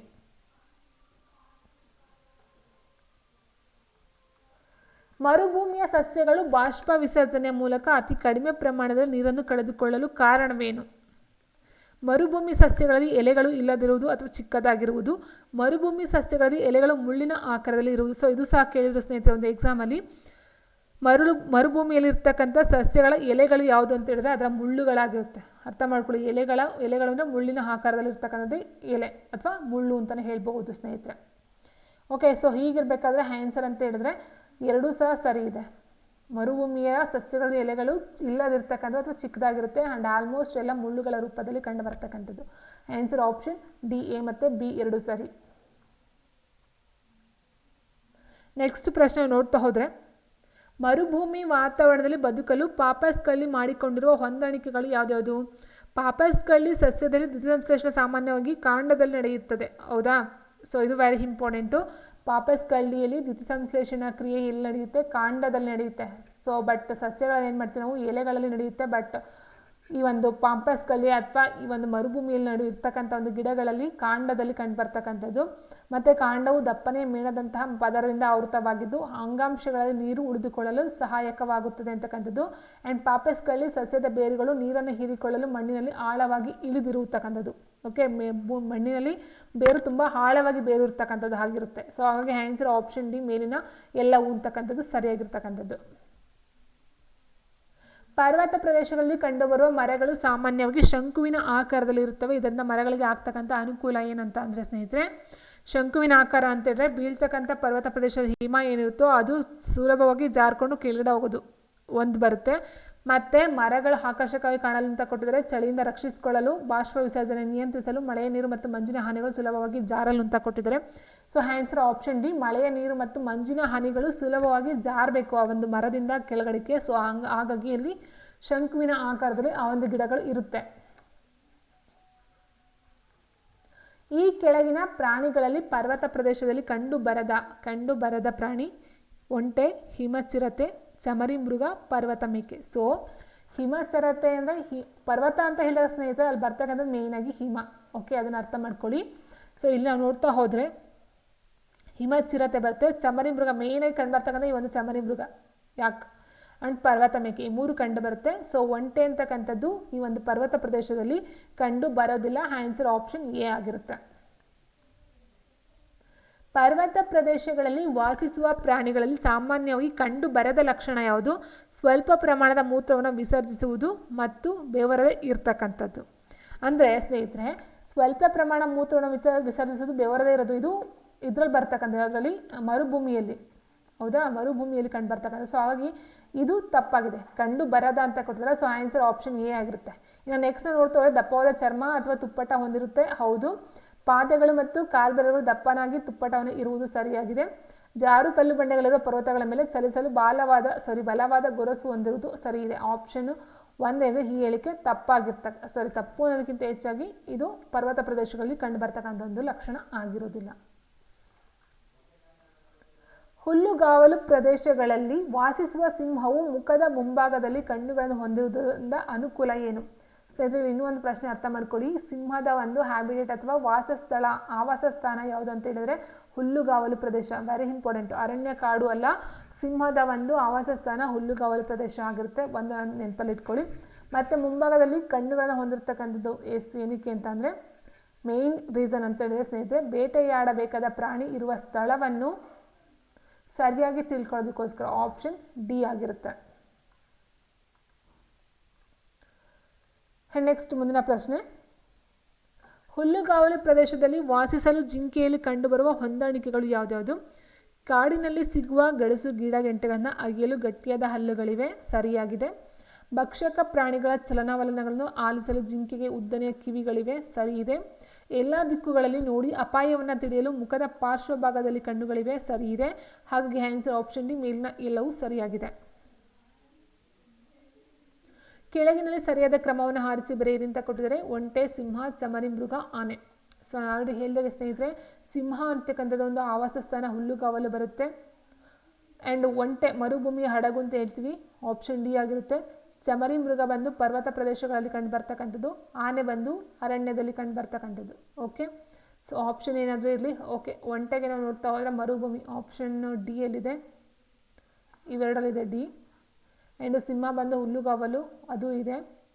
ಆನೆ ಲಾಸ್ಟ್. ಓಕೆ, ಆನೆ ಲಾಸ್ಟ್ ಅಂತಂದರೆ ಅರಣ್ಯ ಬರ್ತಕ್ಕಂಥದ್ದು, ಆಪ್ಷನ್ ಎ ಇಲ್ಲಿದೆ. ಇನ್ನು ನೆಕ್ಸ್ಟ್ ಹೇಳಿಕೆಯನ್ನು ಕೊಟ್ಟಿದ್ದಾರೆ. ಮೀನುಗಳು ಕಿವಿರುಗಳ ಮೂಲಕ ಉಸಿರಾಡುತ್ತವೆ, ಹೌದಾ, ಸರಿ ಇದೆ. ಡಾಲ್ಫಿನ್ ಮತ್ತು ತಿಮಿಂಗಿಲಗಳ ತಲೆಯ ಮೇಲ್ಭಾಗದಲ್ಲಿರುವ ತಮ್ಮ ಮೂಗಿನ ಹೊಳ್ಳೆಗಳು ಅಥವಾ ಊದು ರಂಧ್ರಗಳ ಮೂಲಕ ಉಸಿರಾಡುತ್ತವೆ. ಸೊ ಇಲ್ಲಿ ಯಾವುದು ಸರಿ ಇದೆ ಅಂತ ಹೇಳಿದ್ರೆ ಎರಡೂ ಸಹ ಸರಿ ಇದೆ. ಮೀನುಗಳು ಕಿವಿರುಗಳು ಬರುತ್ತೆ, ಡಾಲ್ಫಿನ್ ಮತ್ತು ತಿಮಿಂಗಿಲಗಳು ಬಂದು ಮೂಗಿನ ಹೊಳ್ಳೆಗಳು ಅಥವಾ ಊದು ರಂಧ್ರಗಳ ಮೂಲಕ ಉಸಿರಾಡ್ತಕ್ಕಂಥದ್ದು. So answer option C. ಕುರ್ಚಿ, ಬೆಕ್ಕು, ಮೇಜು, ಕಲ್ಲು ಈ ಪದಗಳಲ್ಲಿ ಗುಂಪಿಗೆ ಸೇರದೇ ಇರುವ ಪದ ಅಂತ ಕೇಳಿದರೆ ಸ್ನೇಹಿತರೆ, ಸೊ ಆನ್ಸರ್ ಆಪ್ಷನ್ ಬೆಕ್ಕು ಬರುತ್ತೆ. ಯಾಕಂತಂದರೆ ಇದೆಲ್ಲ ಒಂದು ಬೆಕ್ಕು ಜೈವಿಕ ಬರುತ್ತೆ, ಕುರ್ಚಿ, ಮೇಜು, ಕಲ್ಲೆಲ್ಲ ಇದೊಂದು ಅಜೈವಿಕ ಘಟಕಕ್ಕೆ ಬರ್ತಕ್ಕಂಥದ್ದು. ಹೈಡ್ರಿಲ್ಲಾ ಇದಕ್ಕೆ ಉದಾಹರಣೆ. ಮುಳುಗಿರೋ ಸಸ್ಯ, ತಾರೆ ತೇಲುವ ಸಸ್ಯ ಯಾವುದು ಅಲ್ಲ ಅಂತ ಕೊಟ್ಟಿದ್ದಾರೆ ಸ್ನೇಹಿತರೆ. ಸೊ ಇದು ಹೈಡ್ರಿಲ್ಲಾ ಅಂತಕ್ಕಂಥದ್ದು ಮುಳುಗಿರೋ ಸಸ್ಯ, ಜಲವಾಸಿ. ಆ್ಯಂಡ್ ನೆಕ್ಸ್ಟು ಪಾಪಸ್ ಕಳ್ಳಿಯ ಮುಳ್ಳುಗಳು ಸಸ್ಯದ ಈ ಭಾಗದ ಮಾರ್ಪಾಡದ ರಚನೆ. ಇದೊಂದು ನಾನು ಆಲ್ರೆಡಿ ಹೇಳಿದಾಗೆ ಪಾಪಸ್ ಕಳ್ಳಿರ್ತಕ್ಕಂಥ ಮುಳ್ಳುಗಳನ್ನ ನಾವು ಎಲೆಗಳಂತ ಕನ್ಸಿಡರ್ ಮಾಡ್ತೀವಿ. ಆ್ಯಂಡ್ ನೆಕ್ಸ್ಟ್ ಕ್ವೆಶನ್ ನೋಡ್ತಾ ಹೋದರೆ, ತಿಮಿಂಗಿಲ ಮತ್ತು ಡಾಲ್ಫಿನ್ಗಳು ಇವುಗಳ ಮೂಲಕ ಉಸಿರಾಡುತ್ತವೆ. ಶ್ವಾಸರಂಧ್ರಗಳು, ಕಿವಿರುಗಳು, ಚರ್ಮ ಯಾವುದು ಅಲ್ಲ. ಸೊ ನಾನು ಆಲ್ರೆಡಿ ಹೇಳಿದಾಗೆ ಆಪ್ಷನ್ ಎ ಶ್ವಾಸರಂಧ್ರಗಳ ಮೂಲಕ ತಿಮಿಂಗಿಲಗಳು ಉಸಿರಾಡ್ತಕ್ಕಂಥದ್ದು ಆಗಿರುತ್ತೆ ಸ್ನೇಹಿತರೆ. ಸೊ ಕಿವಿರು ಅಂತ ಮಿಸ್ಟೇಕ್ ಮಾಡ್ಕೊಳ್ಳೋದಕ್ಕೆ ಹೋಗ್ಬಿಡಿ. ನಾವು ಚರ್ಮ ಅಂತ ಹೇಳಿದ್ರೆ ಇದು ಚರ್ಮ ಬಂದು ಕಪ್ಪೆಗಳಿಗೆ ನೋಡ್ತಾ ಹೋಗ್ತೀವಿ. So answer option A. ಗಾಳಿಯಿಂದ ಪ್ರಸಾರವಾಗುವ ಬೀಜಗಳು ಇವುಗಳನ್ನು ಹೊಂದಿರುತ್ತವೆ. ಕೊಕ್ಕೆಗಳು, ನಾರಿನಂತಹ ರಚನೆ, ರೆಕ್ಕೆ ಮತ್ತು ಕೂದಲು, ಸರಿ. ಗಾಳಿಯಿಂದ ಪ್ರಸಾರವಾಗುವ ಬೀಜಗಳು ಇವುಗಳನ್ನು ಹೊಂದಿರುತ್ತವೆ ಅಂತ ಕೊಟ್ಟಿದ್ದಾರೆ.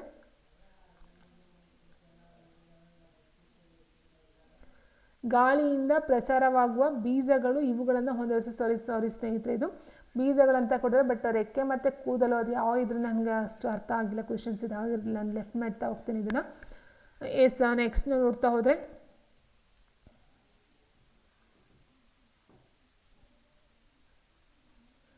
ಎಸ್ ಯಾಕೆ ಅಂತ ಹೇಳಿದರೆ ಎಸ್ ಗಾಳಿಯಿಂದ ಪ್ರಸಾರವಾಗುವ ಬೀಜಗಳಂತ ಹೇಳಿದ್ರೆ ಸ್ನೇಹಿತರೆ ಇಲ್ಲಿ ರೆಕ್ಕೆ ಮತ್ತು ಕೂದಲು ಅಂತ ಕೊಟ್ಟದ್ದು. ಇಟ್ ಮೀನ್ಸ್ ಅದೊಂದು ಹಾರ್ತಕ್ಕಂಥ ಒಂದು ಗುಣ ಇದೊಂದಕ್ಕೋಸ್ಕರ ಕೊಟ್ಟಿದ್ದಾರೆ ಏನೋ ಗೊತ್ತಿಲ್ಲ, ಅದು ಇದನ್ನು ಸ್ಕಿಪ್ ಮಾಡ್ತೀನಿ. ಓಕೆ, ಜೀವಿಗಳ ಕುರಿತಾದ ಅಧ್ಯಯನ ಏನೆಂದು ಕರಿತೀವಿ? ಕೀಟಶಾಸ್ತ್ರ, ಪರಿಸರ ವಿಜ್ಞಾನ, ಅಂಗಾಂಶ ವಿಜ್ಞಾನ, ಜೀವಶಾಸ್ತ್ರ ಅಂತ ಕೊಟ್ಟಿದ್ದಾರೆ.